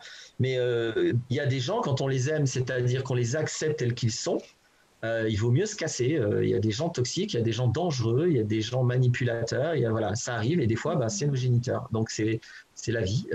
L'amour ne consiste pas à être d'accord avec les gens et à faire des câlins aux gens. L'amour, c'est accepter profondément quelqu'un tel qu'il est. Et après, vous n'êtes pas obligé de le côtoyer, vous n'êtes pas obligé de le laisser vous nuire si c'est sa nature, ou en tout cas si c'est son fonctionnement. Enfin, sa nature, non, si c'est son fonctionnement. Enfin, sa nature, je ne sais pas, c'est une grande question. Si c'est son fonctionnement, il n'y a pas de raison de le laisser vous nuire, c'est tout, c'est simple. Et il n'y a pas un manque d'amour là-dedans. Au contraire, l'amour procède de ça. C'est je m'aime et je l'aime. Et ok, tu veux jouer à manipuler les gens, à mentir aux gens, ok, mais pas moi, hein, j'ai pas que ça à faire dans la vie. Donc va jouer à ça ailleurs, c'est tout. C'est simple. Et du coup, il n'y a pas besoin d'avoir des troubles, d'être en rancœur. Les seules raisons pour lesquelles je pourrais avoir de la rancœur, des troubles, de la tristesse vis-à-vis de quelqu'un qui m'aurait menti, c'est parce que je veux qu'il ne le fasse pas. Pire, je veux qu'il ne l'ait pas fait. On fait quoi? Comment vous voulez que votre cerveau il s'en sorte? Vous voulez que votre passé soit différent de ce qu'il a été. Vous pouvez prendre un fouet et vous fouetter tout de suite. Ça revient à peu près au même. Ça ne marche pas. On ne peut pas vouloir que le passé soit différent et on ne peut pas vouloir que les autres fassent autre chose que ce qu'ils font. Alors vous pouvez parler avec eux, vous pouvez leur demander. C'est les seuls petits pouvoirs que vous avez avec les autres êtres humains. Vous avez le pouvoir sur votre corps, mais pas sur les autres ou sur votre passé. Donc, ça, c'est crucial comme conscience. Et puis, je sais pas, un enfant de 7 ans peut comprendre ça. Et c'est pas ce qu'on nous éduque, c'est pas ce à quoi on nous éduque. C'est étonnant, mais pourtant, enfin, il me semble que je dis rien de spécial. Je dis juste, bah, vous pouvez pas changer votre passé, vous pouvez pas changer les autres. Donc maintenant, vivez une vie qui assume et qui intègre ça, mais sérieusement, sérieusement. Le nombre de gens qui sont pas bien, je vais dire au sens général pas bien, juste parce qu'ils veulent du pouvoir là où ils en ont pas, parce qu'ils veulent que les autres fassent autre chose que ce qu'ils font. C'est énorme. Et quand j'arrête de faire ça, en général, ça va beaucoup mieux. Hein. Bon, ça, c'est en général. Mais alors, si du coup, en plus, j'arrête de faire ça avec ce qui est supposé être mon histoire, mes parents, ma famille, etc. Et puis même, on parle de parents, mais pareil, le concept famille. Enfin, voilà, tous ces concepts-là doivent être revus. Je vais inviter à aller écouter une chanson de James Blunt qui s'appelle Monsters. Parce que sur ça, il est plus malin que moi. Et puis c'est cool, c'est pas un mec qui peut avoir l'air d'un gourou sur Internet qui raconte ça, c'est un grand artiste qui passe à la télé et tout. Et le mec, il fait une chanson où son père va mourir, il fait une chanson pour son père et il dit à son père mourant, qui est là dans le clip, et on les voit tous les deux, il lui dit « Je ne suis pas ton fils, tu n'es pas mon père. Nous sommes deux adultes qui nous disons au revoir. Tu as fait des erreurs, j'ai fait des erreurs. On n'a rien à oublier, on n'a rien à se pardonner, et on n'a rien à je sais plus quoi, mais voilà, et tout est dit. Et ce que j'aime, pourquoi je pointe là-dessus, c'est parce que James Blunt arrive à faire quelque chose qui m'est difficile à faire moi là dans mon discours. C'est vous regardez le clip et c'est impossible de douter de l'amour qu'il y a entre ces deux hommes. C'est impossible. Ça fait péter l'écran quoi, tellement il y a de l'amour. Et il y a de l'amour alors qu'il lui dit t'es pas mon père et je suis pas ton fils.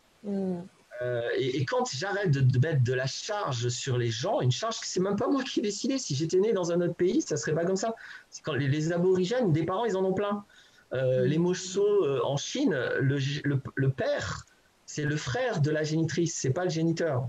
Donc c'est que des mots, c'est que culturel. Au Darfour, il y a une association il y a pas longtemps qui est allée chercher des orphelins au Darfour, mais ça n'existe pas les orphelins au Darfour. Au Darfour, quand il y a un enfant qui perd son géniteur, mais il y a un autre adulte qui vient l'aimer. Donc ça n'existe pas au Darfour, les orphelins. Donc tout ça, c'est que des mots. Et on peut faire péter les mots et à un moment donné, s'aimer vraiment. C'est ça à quoi j'invite finalement. Donc allez voir James Blunt, il explique mieux que moi. Ça marche. Je regarde juste ce qu'on avait. Alors, il y avait quoi? J'ai vu. Alors, il y avait une question qui, je pense, pourrait t'amuser. J'y reviens par rapport à ce que tu disais sur la façon d'apprendre à l'école ou non. Là, on a Sylvie qui nous dit, j'ai une question, peut-on s'amuser au travail ou le travail est voué à être quelque chose qui nuit à l'humain en tant que tel? Je pense que je comprends pas pourquoi tu penses que ça peut m'amuser. Non, ça, tu t'en envie.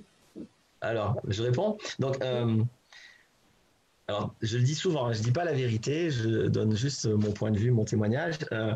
Je distingue, moi j'aime bien les nuances. Je trouve que la conscience met des nuances dans les choses. Je distingue œuvrer et travailler. Étymologiquement, travailler, ça vient du tripalium. Donc, tripalium, c'est un instrument de torture.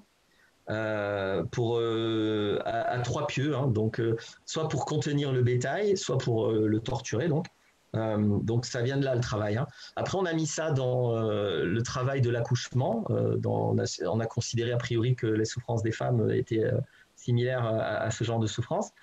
Donc voyez si ça vous intéresse cette notion-là, parce que c'est de là que ça vient le travail. Hein, donc je veux dire, j'invente rien là. Hein, c'est ok, c'est de l'étymologie. Vous allez peut-être pas avoir trois pieux en vous quand vous allez le matin à votre travail. Mais je veux dire, m'écoutez pas, écoutez-vous. Est-ce que vous êtes heureux d'aller travailler? Sur ça, il y a une question simple. Si demain vous n'avez pas besoin d'argent, est-ce que vous allez travailler? Moi, si demain je n'ai pas besoin d'argent, je continue à faire ce que je fais. Tout. Peut-être quelques trucs un peu moins ou un peu différemment, ou je vais vivre un peu plus comme j'ai envie. Mais en tout cas, sur mes activités, je ne change rien. Donc la question est simple, vous n'avez pas besoin de me demander à moi, demandez-le-vous-le, mais demandez-vous avec intégrité. Est-ce que vous allez travailler parce que vous êtes forcé ou est-ce que vous allez travailler parce que ça vous donne envie et que si vous n'étiez pas forcé, vous irez le faire quand même? La question est hyper simple à résoudre. Après, la notion de s'amuser, elle est incluse dans la question. Pour moi, c'est sacré l'amusement. Hein. C'est ce que font les enfants. Pourquoi c'est sacré? Parce que pour deux raisons. Quand quelqu'un s'amuse, il est forcément lui-même et s'amuse. Hein. Attention, là aussi, j'ai fait des vidéos là-dessus hein, où je distingue travail et œuvre. Donc œuvrer, vous avez compris, je pense, ça va de soi. Hein. Œuvrer, c'est je réalise mon œuvre. Moi, j'ai pas l'impression de travailler quand j'aide les gens. Hein. Puis d'ailleurs, je vis pas pareil que quand je travaille. Et je distingue aussi s'amuser et se divertir. Donc là aussi, j'ai fait des vidéos. Je sais pas si je vais tout détailler ici. Donc allez voir plutôt les vidéos. Mais je pense que c'est assez clair. Mais s'amuser, pour moi, c'est sacré pour deux raisons. Parce que quelqu'un qui s'amuse, il est forcément lui-même. On ne peut pas s'amuser en n'étant pas soi-même, c'est-à-dire en se déviant, en se trahissant, en se corrompant, c'est pas possible. S'amuser, c'est quand vraiment je m'amuse de tout cœur comme un enfant, je suis dans la réalisation de moi en fait. Hein. C'est pas forcément des grandes œuvres, hein, mais ça commence. Et un autre truc très simple, c'est que maintenant scientifiquement, on sait que les réseaux de neurones qui sont nécessaires pour changer, concrètement, changer, c'est créer des nouveaux réseaux de neurones. À un moment donné, il y a de la biologie dans le changement psychologique.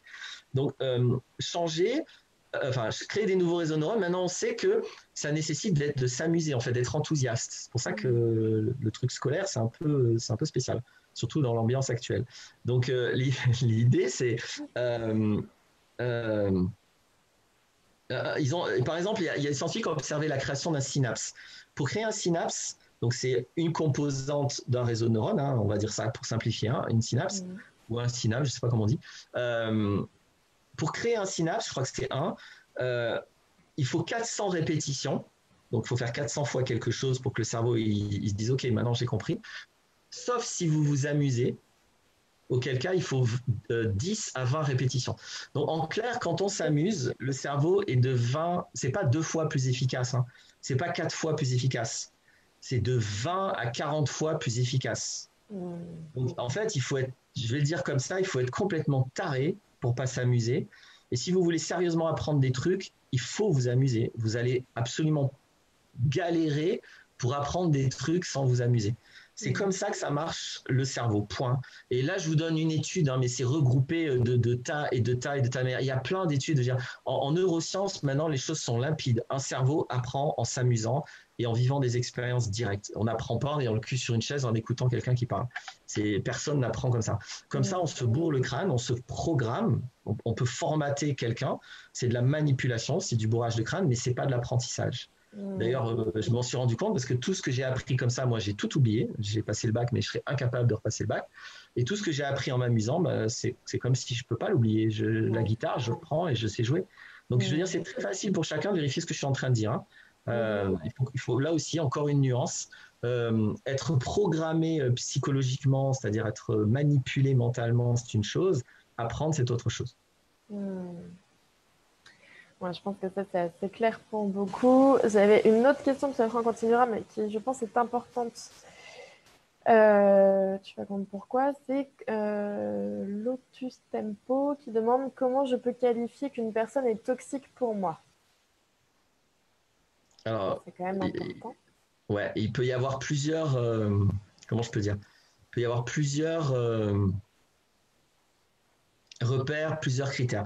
Il y en a un pour moi qui est crucial, c'est ce que je vais appeler l'irrespect. On a tendance à confondre l'irrespect avec beaucoup de choses. Donc pour moi, précisément l'irrespect, c'est l'intrusion dans mon espace de responsabilité. Mon espace de responsabilité, c'est simple. Le premier, c'est mon corps. Ouais, regardez, je peux bouger mes bras. Et si j'essaye, voilà, par exemple, j'arrive pas, même le petit doigt de Durga, j'arrive pas à le bouger. Le mien, je peux faire. Le sien, j'arrive pas, ça marche pas. Donc, c'est ça la vie. On a un pouvoir qui est génial. Je peux tout faire avec ce pouvoir, je peux même me tuer. Donc, c'est pouvoir total, mais il est limité. Je m'amuse avec ça. Mon pouvoir est limité, c'est-à-dire que au-delà de ma peau, c'est terminé. J'ai plus le pouvoir. Ce pouvoir-là, le pouvoir que la vie m'a donné, il est hyper puissant, mais hyper limité. C'est comme ça, c'est pas autrement, que ça nous plaise ou pas, voilà. Donc, que ce pouvoir soit mis aux mains d'un autre que de ma conscience, pour moi, c'est sacrilège, en fait. C'est-à-dire qu'on viole la vie telle qu'elle fonctionne. C'est pas un point de vue moral, c'est juste que ça marche moins bien. Si je veux danser, je vais danser avec mon corps, je vais pas danser avec le corps d'un autre. C'est beaucoup moins efficace.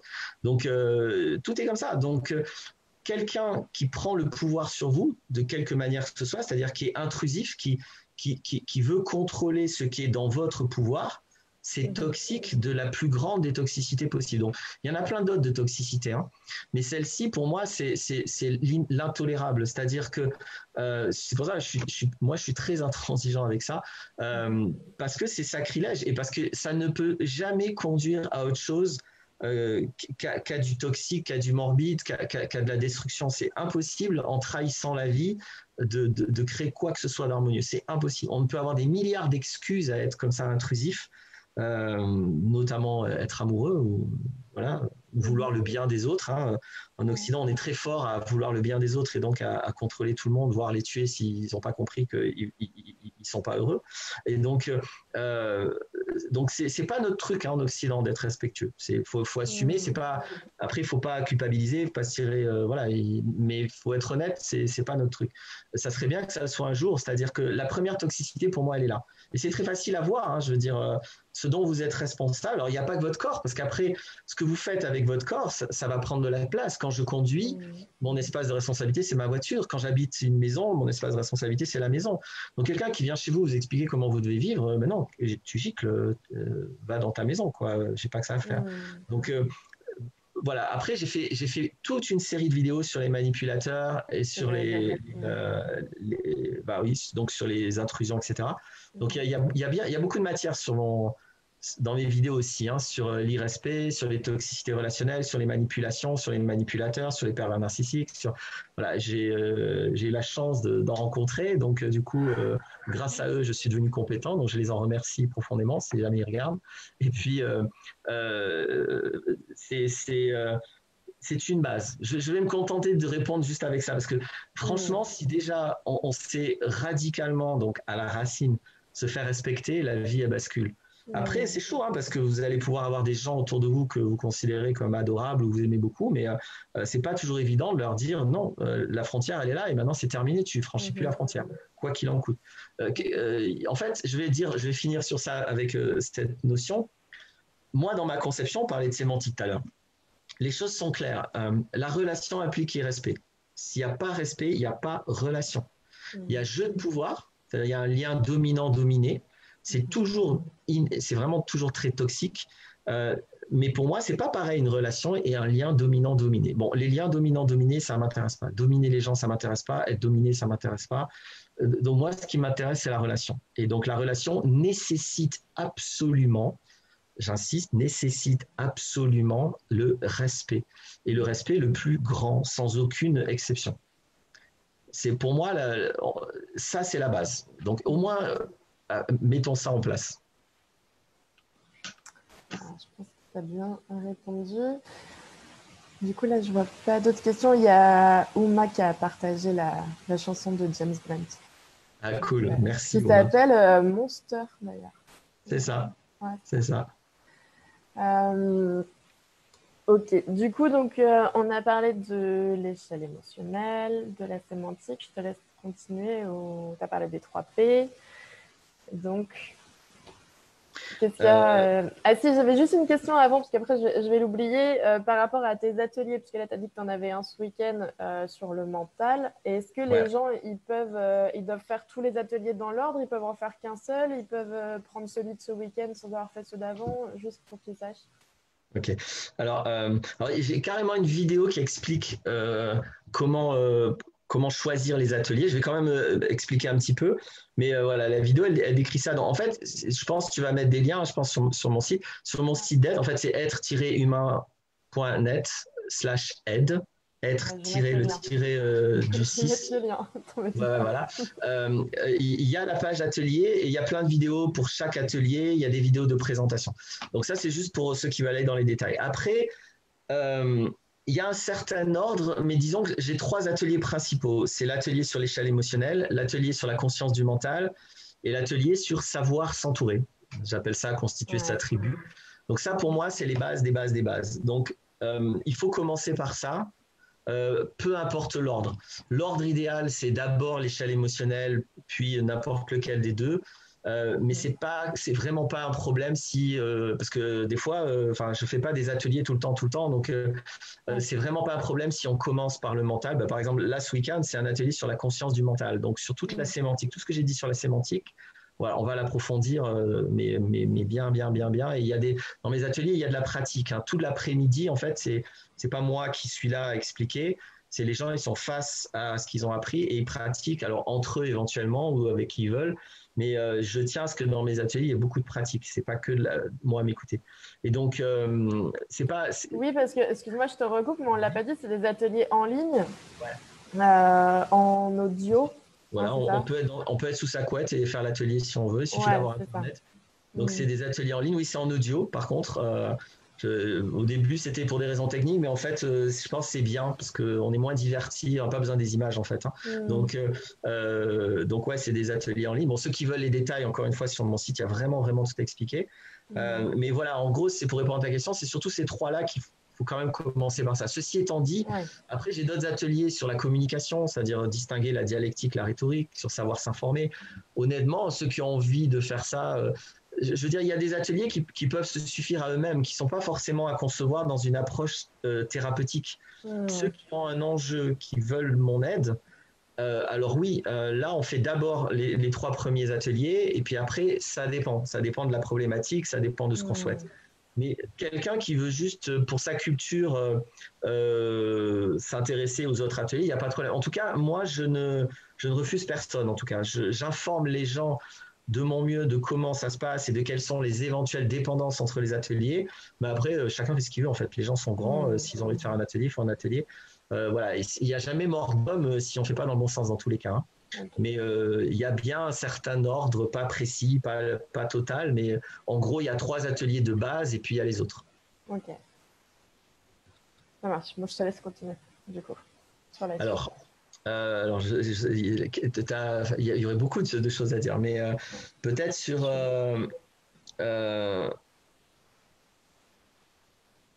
alors, sur agir, puisque j'ai dit changer, c'est changer. Et donc, la 3e ligne de mon approche être, c'est révision comportementale. C'est-à-dire, on change de comportement. Donc, avec cette notion de neurone là dont j'ai parlé, en fait, c'est ça qui est en jeu là. C'est-à-dire que, ok, être capable d'écouter mes émotions au lieu de vivre mes émotions à l'envers, hein, pour comprendre le centre, c'est crucial.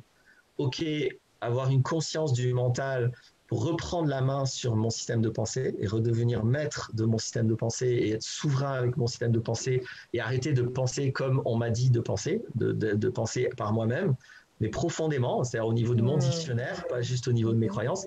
Ça, c'est crucial. Mais ça ne suffit pas. C'est-à-dire que si je change mes conceptions des choses, mais que je change rien dans mes comportements, dans mes choix de vie, dans mes décisions, mais il va rien se passer, hein, en fait. Hein, il va rien se passer. Donc, changer, c'est changer. Et souvent, c'est un saut dans le vide. Hein. C'est, quand on est à ces niveaux radicaux, ça fout la trouille grave, hein, d'agir. C'est des choses qui peuvent être mécompris par d'autres. C'est l'endroit où la personne a son ego, a son identité virtuelle.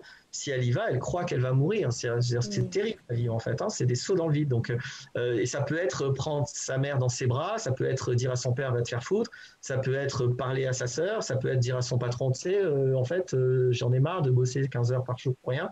Voilà, il y a des gens pour qui c'est terrible de faire ces choses et d'autres pour qui c'est facile. Donc là aussi, il n'y a pas de...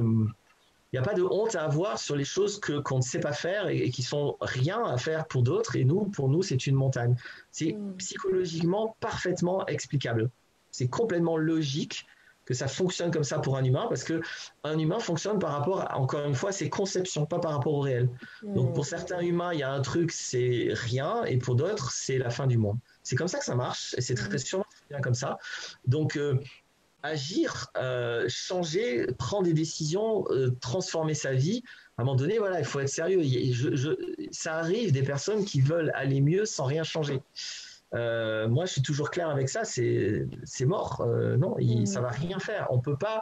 C'est Einstein, hein, qui disait la folie, c'est de faire pareil et de s'attendre à des résultats différents. Sur ça, je suis assez d'accord. Je me souviens maintenant de ce que tu m'as dit sur Einstein. On s'en fout. Et donc.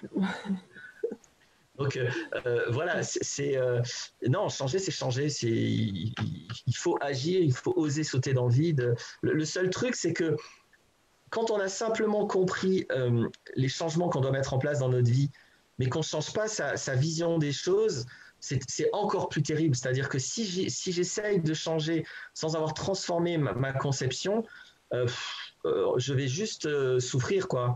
Donc, c'est quand même important de d'abord changer ma vision, de d'abord concevoir les choses différemment, qui va soutenir des actes qui vont être fondés parce que, ok, j'agis comme j'ai jamais agi avant, mais ce que je fais, c'est appuyer sur une nouvelle vision, sur des nouvelles conceptions, et du coup, c'est cohérent, ça a du sens.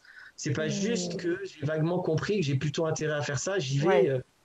Donc, l'ensemble est important. Je change mes conceptions, je change ma vision, et après, je réalise ma nouvelle vision dans ma vie. Donc ça, je voulais le poser. Ouais, c'est pas la partie la plus facile. Non, et du coup, il faut en parler parce que il y a tout le phénomène de résistance qui font que c'est fréquent les gens qui, je peux le comprendre, hein, qui voudraient bien aller mieux sans faire ça. Et, sur ça, moi, je suis très cash. Hein, non, c'est pas la peine. Ça marche pas. J'ai jamais vu que ça marche. J'ai jamais vu un humain qui change sans changer. Bah oui, non. Non, puis tu m'avais dit une phrase une fois, je me souviens, où tu me disais que c'était pas. Que parfois les gens trouvaient qu'on pouvait. Ça pouvait être long le changement, et non, tu me disais que c'était la préparation au changement. J'avais aimé cette phrase parce que je trouvais Ouais. très juste. Ouais. Ce que je résume là par ça, c'est je dis en moi, donc je parle du changement en moi, hein, je parle pas de n'importe quel changement, mais en moi, le changement prend pas du temps. Ce qui prend du temps, c'est de ne pas changer. Voilà, si je ne change pas, ça prend du temps. Et donc la préparation au changement, qui peut être nécessaire. Hein, je ne veux pas dire que, enfin moi, je suis assez radical et rapide, mais je pense pas que tout le monde doit faire comme moi. Donc c'est important pour certaines personnes d'y aller doucement, d'avoir leur rythme et de se préparer avant de sauter dans le vide. C'est très très très important. Mais il faut le faire en conscience que la préparation n'est pas le changement. On ne changera rien tant qu'on est dans uniquement la phase de préparation. Il y a beaucoup de gens qui ont l'impression d'être en train de changer et qui ne sont en train que de se préparer à changer. Et ça change tout parce qu'on ne changera que quand on sautera dans le vide. Et même après qu'on ait sauté dans le vide d'ailleurs. Au moment où on saute, on va juste mourir. L'image que je dis souvent, c'est imaginons que la norme des humains, c'est de voler. Imaginons les humains volent comme les oiseaux. Mais moi, je ne sais pas voler. J'ai trop peur. Et jamais j'ai sauté de la falaise, tu vois. Donc, je vois tous les autres qui volent. Normalement, en théorie, je dois pouvoir voler moi aussi, mais je ne l'ai jamais fait.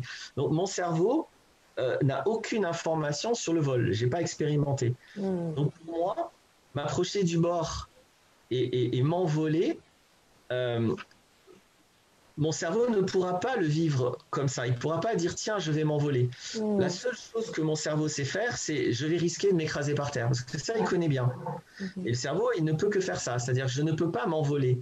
Je ne peux que oser risquer de m'écraser par terre. C'est la seule chose que je peux faire. Je peux comprendre qu'on n'ait pas envie de le faire, tu vois. Je peux comprendre. Mais c'est ça qu'il faut faire. Il ne faut pas essayer de s'envoler. Il faut avoir le courage d'oser s'écraser par terre. Et là, on va en fait s'envoler. Et une fois qu'on aura volé, après, il y aura dans la mémoire l'envol. Et après, on va faire les choses. Mais c'est tout ça la difficulté de changer, mais radicalement, pas de repeindre les murs de la prison. Hein. Changer vraiment, c'est toujours sauter dans le vide, quoi. Il faut le reconnaître. Oui, et donc, on peut être accompagné à ça. Oui. Alors, j'ai regardé dans les derniers messages.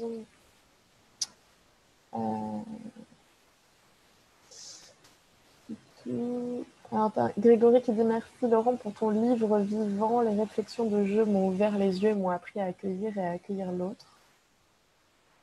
Et on a, ça j'aime bien, Lilian qui dit le besoin de sécurité de l'humain l'amène à accepter l'inacceptable. Je pense que tu seras assez d'accord avec ça. Je suis assez d'accord avec ça. Et Vanessa me dit changer, oui, mais pour quel changement? Comment accompagnes-tu les gens pour savoir de quel changement ils ont besoin? Bon, ça c'est important parce que moi je suis pas un guide, hein. C'est pas moi qui dis aux gens ce qu'ils doivent faire. Je fais jamais ça. Donc dans le fait d'aller avec l'échelle émotionnelle à la racine, on a une clarté sur ce qui coince, sur ce qui fait obstacle. Donc ça va beaucoup aider, pas forcément à voir vers quoi changer, mais à voir pourquoi je fais certaines choses. Mhm. Et pourquoi je les fais de manière folle, c'est-à-dire je les fais pas pour des raisons saines, je les fais par programmation égotique. Donc, Mhm. à la limite, faire n'importe quoi d'autre, c'est cool. Je veux dire, si j'ai l'habitude de faire quelque chose pour me faire aimer, par exemple, tout le temps, c'est-à-dire je ne vais pas être moi, je vais réfléchir à comment on va m'aimer, comment on ne va pas me rejeter, comment on ne va pas me juger, blablabla. Bon, c'est une catastrophe ça dans la vie. Il n'y a aucune chance d'être aimé quand on essaye d'être aimé. Hein. Aucune. Là aussi, j'ai fait des vidéos là-dessus parce que la seule façon qu'on a d'être aimé, c'est d'être soi-même. Si je ne suis pas moi-même, le personnage que je joue peut-être sera apprécié, mais moi, je suis caché derrière mon personnage et l'amour ne pourra jamais m'atteindre. Donc, euh, au moins, je sais ce qu'il ne faut pas faire. C'est déjà pas mal. Après, c'est vaste comme question parce que c'est hyper individuel, c'est du cas par cas. Tout ce que je peux dire, c'est que, en tout cas, moi, mon éthique fait que je donne pas des conseils, je dis pas aux gens ce qu'ils doivent faire, jamais. Le max que je me permets, c'est des fois pour être concret, parce que c'est pas évident en même temps d'aider en voulant pas diriger. Hein.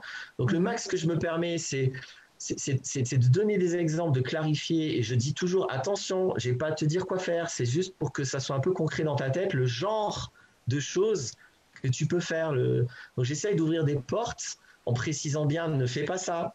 Si tu fais ce que je dis toujours, moi, c'est si tu fais ce que je dis, si tu fais ce que Laurent Martinez dit, ça ne servira à rien. De toute façon, tu vas nulle part. Donc fais pas ça. Il vaut mieux que tu fasses tes conneries que les miennes, ou il vaut mieux que tu fasses tes conneries que mes bonnes idées. Donc, en fait, c'est la question le problème.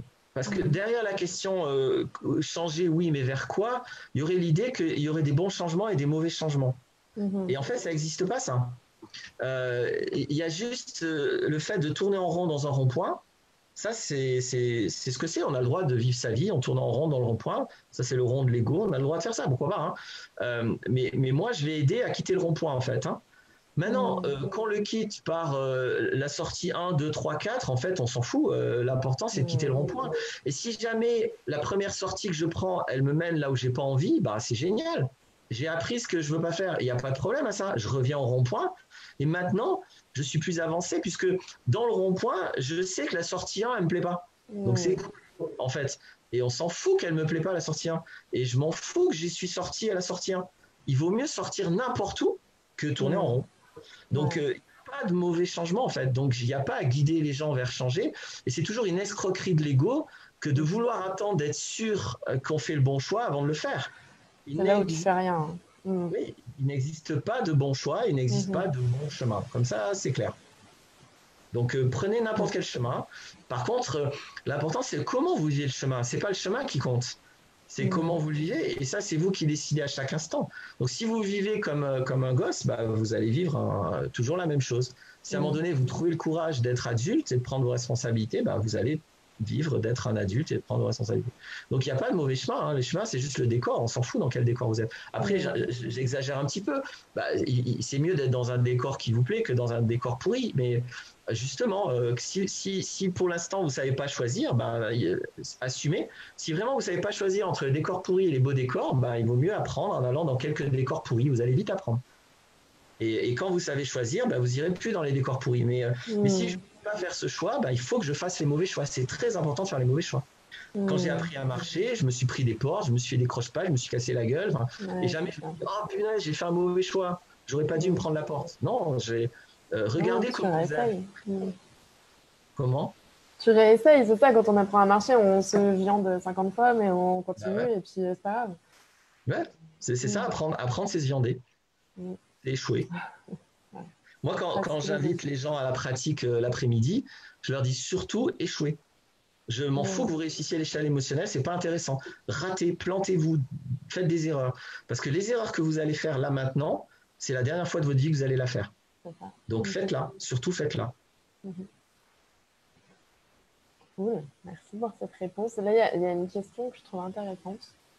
Je pense qu'elle peut parler à plein de gens. C'est Ludovic qui dit échange très instructif et motivant. Question, quel frein à ces solutions peut représenter une addiction? Ou alors, une addiction peut-elle être éradiquée grâce à l'échelle émotionnelle? Alors, les addictions, à la base, c'est des fuites en fait. C'est-à-dire, sachant qu'on a le droit de fuir. Hein. C'est pas, il ne faut pas qu'il y ait la dictature de la non-fuite et du courage et de faire front tout le temps. Si ce sur quoi vous devez faire face, enfin, si ce à quoi vous faites face, bah, c'est trop gigantesque, bah, vous allez vous en prendre un peu trop dans la gueule. Donc, quand je dis c'est des fuites, ça ne veut pas dire qu'il ne faut pas le faire. Je ne dis pas qu'il faut le faire non plus. Moi, encore une fois, vous voyez, j'applique ce que je disais tout à l'heure. Je ne vous dis pas ni de rester dans vos addictions, ni de les quitter. Moi, mon axe, c'est la conscience de soi. Soyez conscient que, en tout cas, votre addiction est une fuite et que vous avez bien le droit de fuir. Et quand vous en aurez marre de fuir, vous allez arrêter de fuir. Donc, moi, j'invite à voir ça. L'addiction, systématiquement, c'est une fuite.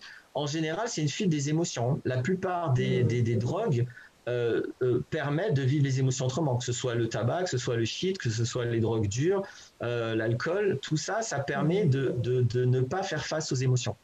Moi, j'ai la chance que mes émotions, quand elles sont intenses, sont très violentes et je ne peux plus rien faire. Donc, soit je serais parti soit je serais parti dans des drogues vraiment très destructrices très vite, ce que je n'ai jamais fait. Moi, j'ai jamais utilisé des drogues. Mais du coup, j'ai pas le choix en fait. C'est-à-dire que vu que je peux rien faire, il faut que je règle le problème parce que sinon c'est mort. Donc, je suis très très très motivé par la douleur et par le fait qu'il n'y a plus rien d'autre de possible, par le fait de régler l'enjeu qui me déclenche des émotions. Ce qui m'a poussé dans la vie à être efficace à régler les émotions. Alors que les drogues en général, enfin les addictions en général, d'ailleurs, enfin là on a cité une, mais ça peut être le sexe, ça peut être le travail, ça peut être la nourriture. C'est un peu différent peut-être, mais bon bref, ça peut être la nourriture. Ça peut être beaucoup de choses, hein. Mais ou les jeux vidéo, enfin voilà, les addictions, je trouve que c'est simple de les regarder comme ça, mais avec bienveillance, encore une fois, sans jugement. Je fuis quelque chose. Donc, c'est pas un obstacle à l'échelle émotionnelle parce que pendant l'échelle émotionnelle, la personne, elle fuit pas. Ou alors, si elle fuit la pratique, ok, mais moi, je vais pas le courir derrière. Mais l'échelle émotionnelle ne pourra jamais être empêchée par une addiction. Globalement, en 17 ans, je n'ai jamais pu ne pas atteindre une échelle émotionnelle. Enfin, une fois, c'est arrivé, mais dans des raisons très spéciales. Mais sinon, on aboutit toujours une échelle émotionnelle. Il suffit d'être persistant. Donc, il n'y a rien qui empêche de faire une échelle émotionnelle. Rien. Les gens qui me disent « Oui, mais moi, j'accède mal à mes émotions. Oui, mais je n'ai pas de souvenir de mon enfance. Oui, mais je m'en fous. Je n'ai jamais vécu que ça bloque. » Si on est honnête à vouloir le vivre et si on accepte que moi, au cas où vous n'êtes pas assez persistant, moi, je vais l'être à votre place si je vous aide. Si on accepte d'être persistant, voilà, il n'y a rien qui l'empêche. Et le deuxième aspect de la question, l'échelle émotionnelle, alors je redis, ce n'est pas l'échelle émotionnelle qui permet de régler les problèmes. Hein. L'échelle émotionnelle, c'est ce qui permet d'avoir une conscience radicale du problème. Donc oui, une échelle émotionnelle permet d'avoir une conscience radicale de ce qu'on fuit. Quand on se drogue, c'est qu'il y a une peur. Donc on va regarder cette peur. Enfin, quand on est dans une addiction, c'est qu'on a peur. On va écouter cette peur et oui, on va arriver à l'échelle, à une identité virtuelle. On va arriver à la source. Après, c'est pas fini. Après, il faut faire tout ce que j'ai expliqué. Donc, mais bon, pour moi, les addictions, il y a beaucoup de choses qui sont très importantes dans la psychologie occidentale et qui, pour moi, ne sont que des surfaces. Les troubles alimentaires, les addictions, les soi-disant dépressions ou les bipolarités, enfin, tous ces trucs-là, c'est juste la surface de surface, c'est juste les conséquences de surface de ce qu'on vit. Donc, ça n'a pas tellement d'importance, en fait. Moi, j'ai aidé pas mal de personnes, par exemple, avec des troubles alimentaires ou avec des addictions. Il n'y en a pas un seul qui l'a pour des causes identiques. Donc, en fait, ça n'a aucun sens de parler d'addiction quand on veut vraiment aller à la source. Ça n'a aucun sens de parler de troubles alimentaires quand on veut aller à la source, puisque cette personne qui a un trouble alimentaire, en fait, son problème, c'est qu'elle croit qu'elle ne peut pas vivre sans la reconnaissance de son père. Et cette autre personne qui a rigoureusement la même forme du trouble alimentaire, elle, son problème, c'est qu'elle croit qu'elle ne peut pas vivre si à l'école, tout le monde l'humilie. Donc, je veux dire, on s'en fout du trouble alimentaire. Le problème, c'est que je crois avoir besoin de ne pas être humilié pour exister ou que je crois avoir besoin de la reconnaissance pour ne pas exister. Le problème, il est là. Donc, encore une fois, l'addiction, tout ce qui malheureusement comment je peux dire, est important dans la psychologie occidentale, c'est ce que j'ai appelé tout à l'heure le salon, dans la fuite dans la maison. On s'en fout ce qu'il y a dans votre salon, allez sur le toit. on s'en fout de l'addiction, on s'en fout des troubles alimentaires. Moi, quand quelqu'un vient avec un trouble alimentaire, ma base, c'est de dire, écoute, ton trouble alimentaire, on va pas en parler, on s'en fout. Surtout que c'est ce que j'appelle des problèmes diversion. Ça fait une diversion énorme parce que c'est énorme, c'est hyper chiant, c'est présent tout le temps, c'est hyper lourd, c'est terrible à vivre. Donc, il faut surtout pas s'en occuper parce que c'est ce qui empêche d'aller voir le fond. Donc, j'ai dit, on s'en fout de ton trouble alimentaire, on s'en fout de ton addiction, on va écouter le fond du problème et on va s'occuper du fond du problème qui n'a rien à voir avec la surface. Ok. Voilà. Bon, je crois carrément. C'est clair. Ok, il y a Vanessa qui a bien aimé la métaphore du rond-point. Cool. Du coup, je te laisse continuer. Du coup, tu en étais... Alors, il reste l'éthique, alors. Ouais, c'est ça, il reste l'éthique. Ouais. Bon, ça, c'est vraiment c'est la fin de mon approche. C'est-à-dire que c'est à tel point que je n'ai pas tout de suite posé ça dans mon approche. Cette notion d'éthique pour les gens, j'ai mis du temps à voir que, en fait, c'est ce qui se passait parce que, encore une fois, moi, je découvre mon approche, hein, finalement. Je l'ai pas situé de ma tête avant. Je la découvre et quand c'est assez clair, après, j'en parle. En général, je fais comme ça, j'expérimente et après, j'ouvre ma gueule. Et donc, et après, je pense aussi, en tant que possible. Et donc,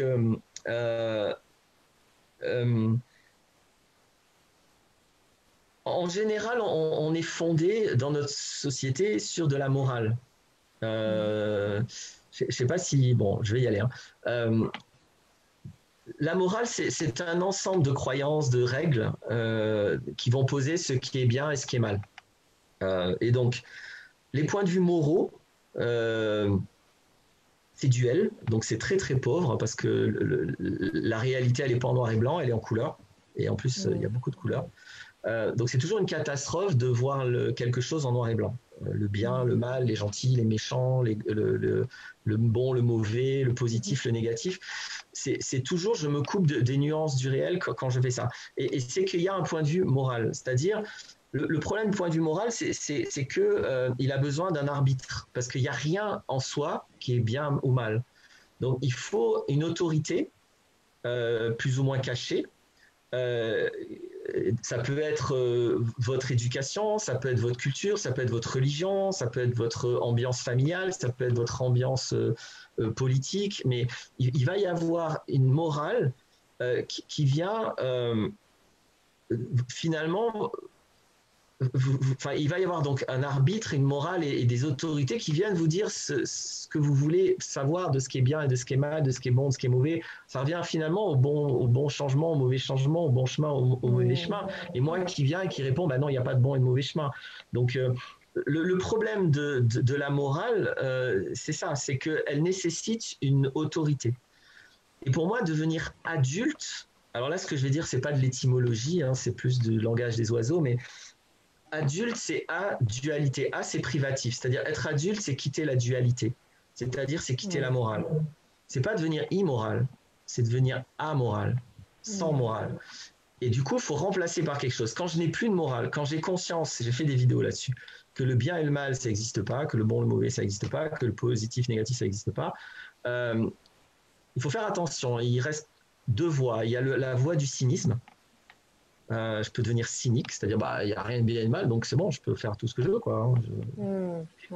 Et puis il y a la voie éthique, c'est-à-dire ok, il n'y a rien de bien et de mal, mais moi je choisis des valeurs.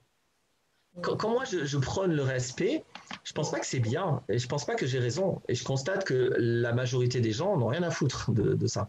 Je m'en fous, moi. Moi j'incarne ça parce que je le décide, pas parce que c'est bien, pas parce que j'ai raison, et je vais pas faire chier les autres avec ça. Je m'attends pas à ce que les autres soient respectueux, loin de là, heureusement, parce que si je m'y attends, je vais avoir des surprises. Mais moi, je décide ça parce que j'ai le pouvoir de le faire. Donc pourquoi je vais me priver? Donc j'ai pas envie d'être cynique, j'ai pas envie de rester dans l'immaturité du bien et du mal. Je décide d'incarner une éthique, des valeurs. Je vais faire référence. Alors peut-être tout le monde l'aura pas vu, mais au film Matrix. À la fin, bon, je pense que je peux dire la fin quand même. Ceux qui n'ont pas vu Matrix et qui veulent le voir, bouchez-vous les oreilles. Mais à la fin du fin, il y a le gentil qui se bat contre le méchant. Ils sont tellement forts tous les deux que la guerre, elle est infinie et qu'ils ne peuvent pas se tuer. Et puis le méchant veut incorporer le gentil, qui ne se laisse pas incorporer par le méchant, etc. Donc le gentil, c'est l'élu. Et le méchant, lui explique par rapidité, il dit, pourquoi tu fais ça? Il lui explique que c'est toute une illusion. Tu crois que tu fais ça par amour. En gros, il lui explique qu'il n'y a pas de morale et toutes les raisons pour lesquelles il fait ça n'ont pas de sens et n'ont pas de fondement cohérent, logique, blablabla. Bla, bla, bla. Et qu'est-ce qu'il répond l'élu, le gentil à la fin? Il dit, je le fais parce que je choisis. Et j'aime bien cette fin-là. C'est juste une autre façon de dire ce que je dis. C'est-à-dire qu'à un moment donné, ouais, il n'y a pas de bien et de mal, mais j'ai le droit, moi, de choisir le respect, de choisir l'intégrité, de choisir la gentillesse, de choisir l'amour. J'ai le droit de faire ça. Et c'est pas parce que c'est bien, et donc je vais pas juger les autres qui le font pas, mais moi, je le fais. Donc l'éthique, c'est ça. Et là, je vous parle depuis mon éthique, chacun la sienne, hein. Mais dans mon expérience, si je veux à un moment donné être adulte, donc m'émanciper de toutes les autorités qui prétendent vouloir penser à ma place et m'expliquer ce qui est bien et ce qui est mal, entre parenthèses, allez écouter la chanson de... Mince, j'ai oublié son nom. Cherchez Qu'est-ce qu'ils sont cons. Tu sais comment il s'appelle? Ah oui, c'est pas Mathieu quelque chose. Ouais, je crois. Enfin, si vous tapez Qu'est-ce qu'ils sont cons, vous Je allez la trouver. remettrai en commentaire. Ouais, Qu'est-ce qu'ils sont cons. Il explique à quel point on est conditionné par des autorités qui nous disent tout ce qui est bien, tout ce qui est mal. La chanson, encore une fois, elle fera mieux que moi. Et pour moi, si je veux à un moment donné grandir, être adulte, sortir de ça, c'est nécessaire que j'ai une éthique et donc que j'ai des valeurs. Et c'est pas parce qu'elles sont bien, c'est pas parce qu'elles sont mieux que les autres. C'est pas, je vais pas faire chier les autres avec mes valeurs, mais pour guider ma vie, pour moi, ne pas être cynique et ne pas être immature dans la dualité, je vais choisir une éthique. Donc c'est jusque-là que j'accompagne ceux qui le souhaitent. Alors, c'est pas tout le monde qui veut aller jusque-là. Hein. Ouais, ce que j'allais dire, il faut déjà faire le Et puis reste. voilà, je respecte qu'on n'ait pas envie de ça, qu'on soit pas d'accord avec tout ce que je viens de dire. Encore une fois, moi, je ne pousse jamais personne à rien. Que ce soit dans les ateliers ou dans les entretiens, maintenant j'en fais beaucoup moins, je dis toujours que moi, je suis, en fait. Les gens me donnent leur intention et j'aide dans le cadre de l'intention de la personne. C'est pas moi qui guide. Moi, je respecte l'intention. Donc, je sais accompagner jusque-là, c'est-à-dire on construit son éthique. Après, j'ai des outils. Hein. J'ai un atelier sur l'éthique. J'ai un atelier sur s'émanciper, sur se réaliser. Je ne sais pas si on va aussi aller jusque-là. Mais voilà, en tout cas, ce que je peux dire sur le dernier E de être. Voilà, être, pour moi, ça se conclut avec cette éthique qui m'émancipe des autorités. Ouais. Voilà. Des autorités au sens large. Oui, au sens un autre humain au sens d'un adulte qui m'explique ce que je dois faire. Je veux dire, c'est insensé. Dans un monde civilisé, il n'y a pas de raison qu'un adulte m'explique ce que je dois faire. C'est débile. Je suis un adulte, il est un adulte. Je veux dire, j'ai pas besoin d'un adulte pour vivre.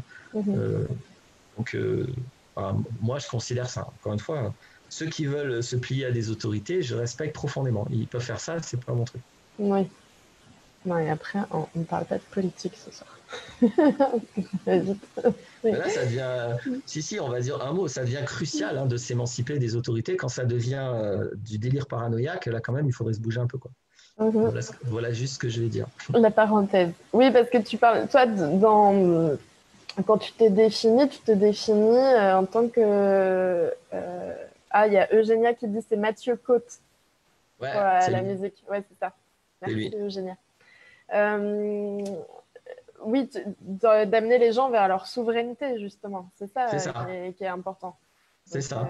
Est-ce que tu peux expliquer ce que ça veut dire être souverain L'idée, c'est que des fois, on n'assume pas que dans ce qui est notre pouvoir, ce n'est pas une démocratie. Hein. La démocratie, c'est pour ceux que ça intéresse, c'est dans la chose publique, c'est dans l'espace public la démocratie. Mais dans ma maison, il n'y a pas de démocratie. Je ne vais pas faire venir un mec dans la rue et lui dire vas-y, on vote pour savoir ce que je vais acheter et mettre dans mon frigo. Donc, dans les choses qui sont dans mon pouvoir, je suis souverain. J'allais dire de la dictature, c'est exagéré, mais je veux dire, c'est tout à fait sain que ce soit moi qui décide. ma vie, mes choix, mes responsabilités, je décide. Et il n'y a personne d'autre qui doit avoir un pouvoir là-dedans. Je trouve que c'est intelligent d'être influencé par des influences saines. Mais c'est moi qui choisis mes influences, c'est pas les autres qui me disent ce que je dois faire. Si moi j'ai envie de consulter tel expert ou telle pertinence, super, génial, ça fait partie de ma souveraineté. Mais pour ce qui, je dis bien pour ce qui concerne mes responsabilités et exclusivement mes responsabilités, il n'y a que la souveraineté qui est pour moi adaptée. Après, bien sûr que dans les champs collectifs, alors là, il faut trouver autre chose. Je ne suis pas le souverain d'un collectif. Là, au contraire, comment on fait? Alors, est-ce qu'il y a un chef? Pour l'instant, nous, on sait fonctionner que de manière hiérarchique. Est-ce qu'on pourrait faire autrement? Justement, mon 10e atelier, il est là-dessus.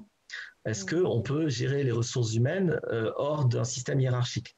Mais sans foutre le bordel aussi. Moi, malheureusement, ça fait un quart de siècle que je participe à de nombreux projets alternatifs.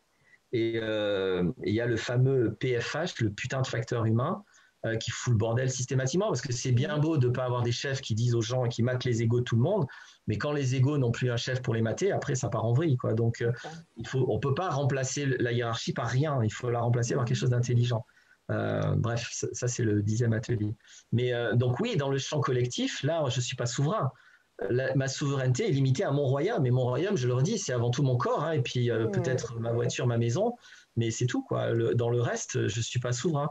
Mais mes choix dans ma vie, avec qui je suis en couple, avec qui je ne suis pas en couple, qui je côtoie, qui je ne côtoie pas, quelles activités je fais, mes choix, tout ça, je dois absolument être souverain si je veux être un peu adulte.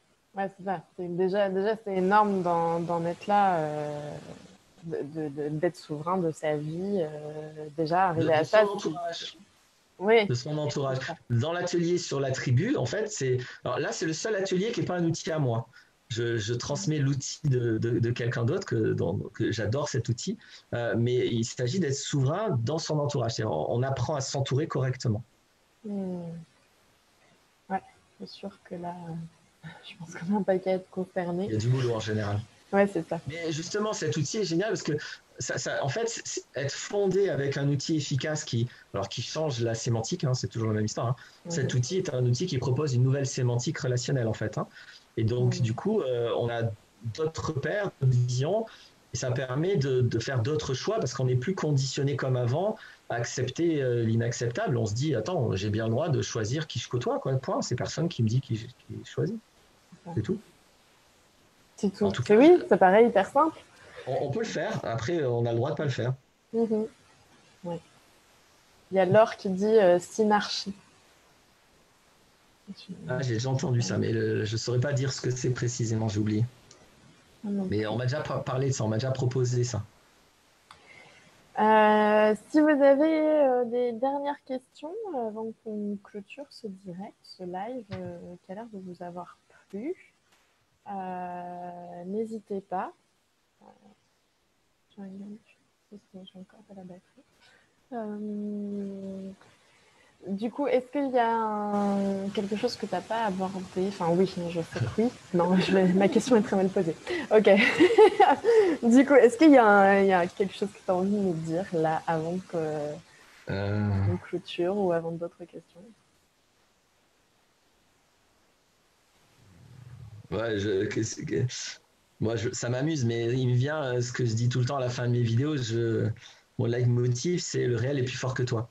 Et ce que j'entends par là, c'est ça va me donner l'occasion pour finir. J'ai parlé un peu de dissonance cognitive à un moment donné, mais je n'ai pas précisé ce que ça veut dire. C'est important, la dissonance cognitive.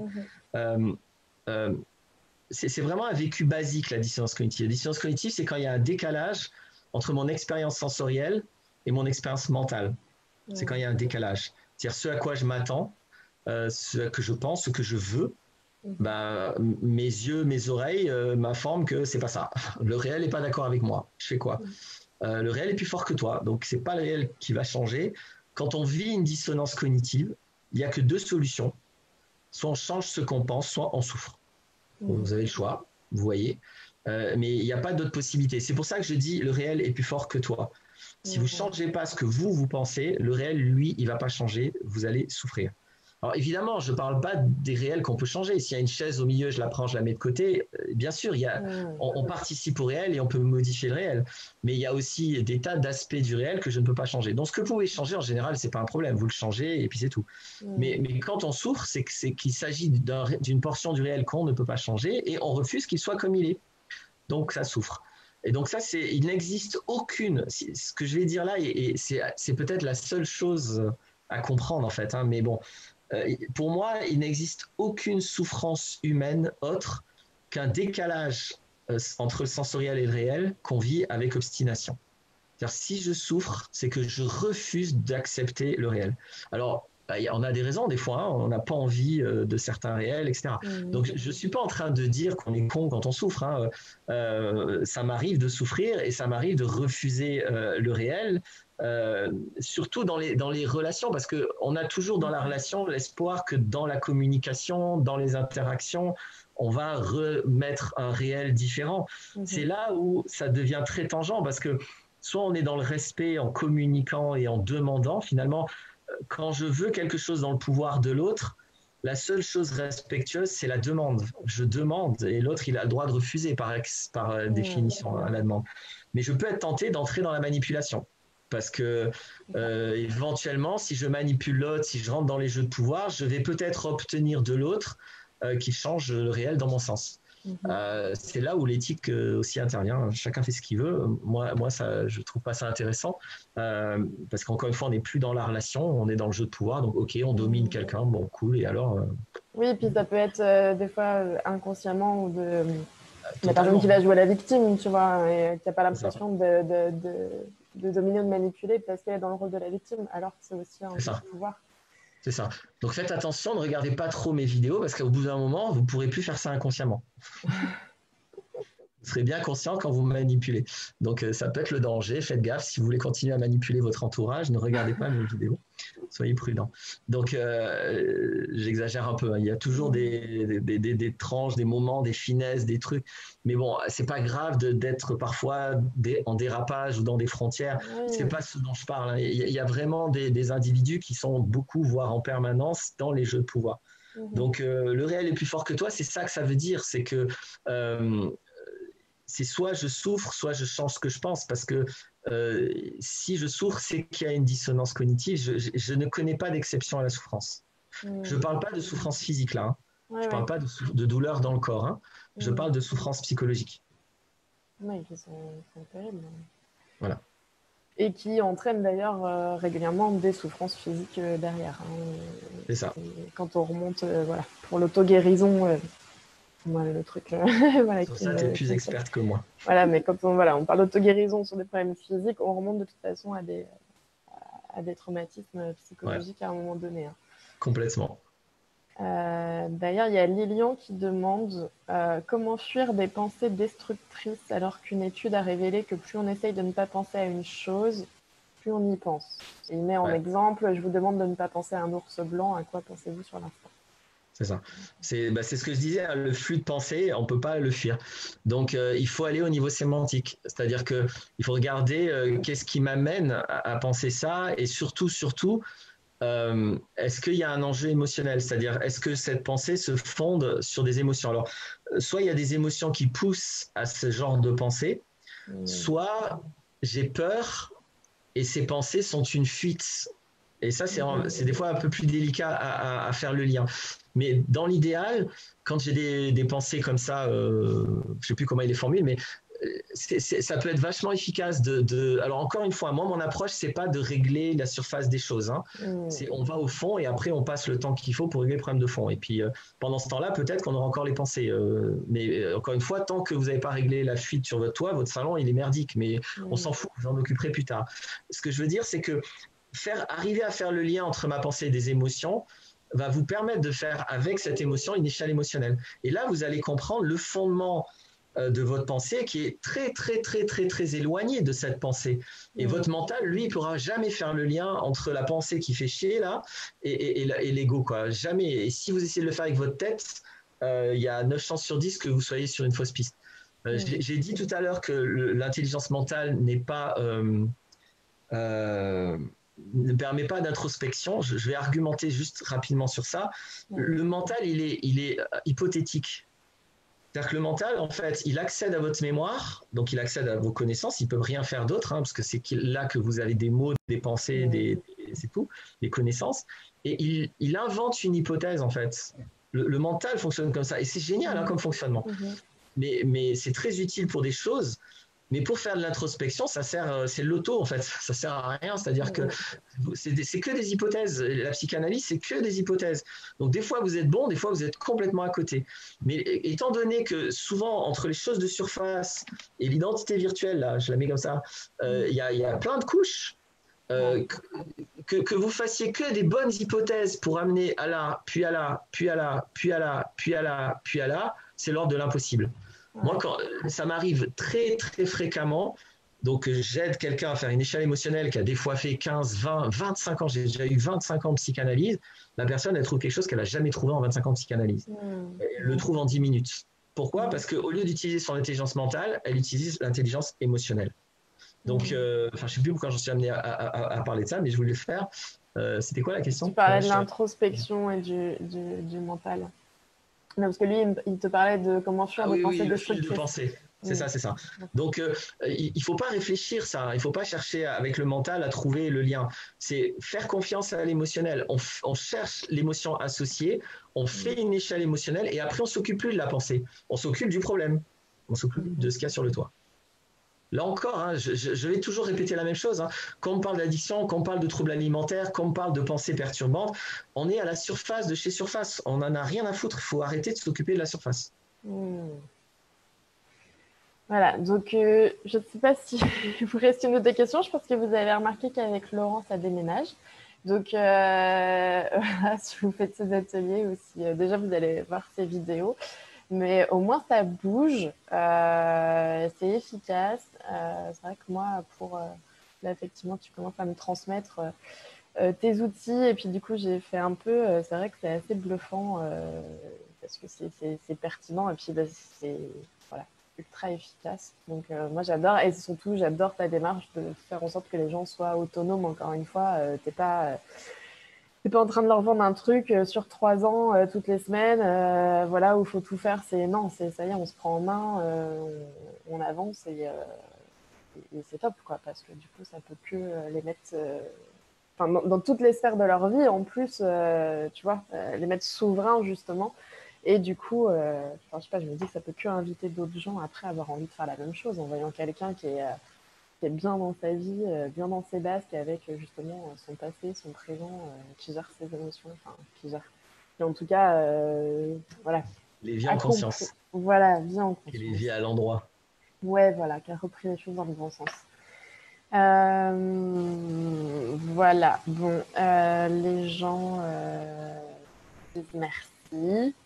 Je remercie beaucoup, c'est énorme, c'était assez long, donc merci beaucoup de l'attention de ceux qui nous ont écoutés tous les deux aussi longtemps. Merci beaucoup de ça.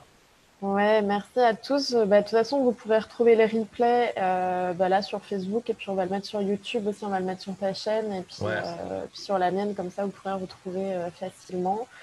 Et puis, si vous avez des questions, vous pouvez, même en regardant le replay, les mettre en commentaire, puis nous, on viendra y répondre sans souci. Voilà. Donc, on a des merci de tout le monde. Donc, merci à tous pour votre écoute et votre accueil, puis votre participation. C'était chouette, vous avez posé de nombreuses questions. Je ne sais pas si on a répondu à toutes les questions, parce que moi, il y en a qui défilaient vite. Donc, c'est pareil, on y reviendra par écrit si on n'a pas répondu à tout le monde. Ouais.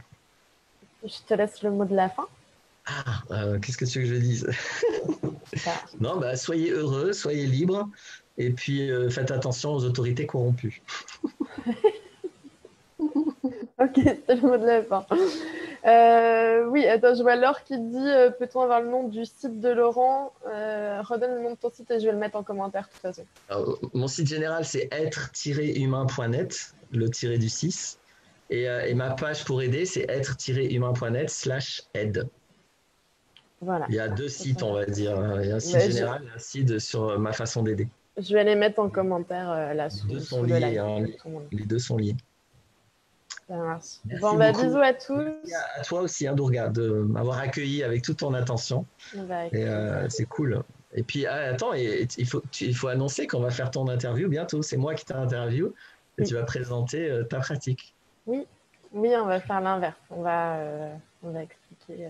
Voilà, enfin, tu me poseras des questions sur moi, mes pratiques. Et puis, voilà, puisque nous, dans l'idée, c'était de se présenter l'un et l'autre voilà, à vous tous, parce qu'on a très envie de travailler ensemble et de vous aider, d'aider le plus grand nombre en mixant nos approches. On ne sait pas encore comment, quelle forme ça va prendre, mais on se fait confiance pour trouver ça, ça va se faire tout seul. Et je vois, il y a Roberto qui a mis le lien de ton site. Merci Roberto, Merci, Roberto. c'est cool. Voilà, c'est la tribu qui fait les choses, qui soutient. Bon, gros bisous à tous et puis on vous dit à bientôt du coup pour Au l'interview revoir. inversée. Salut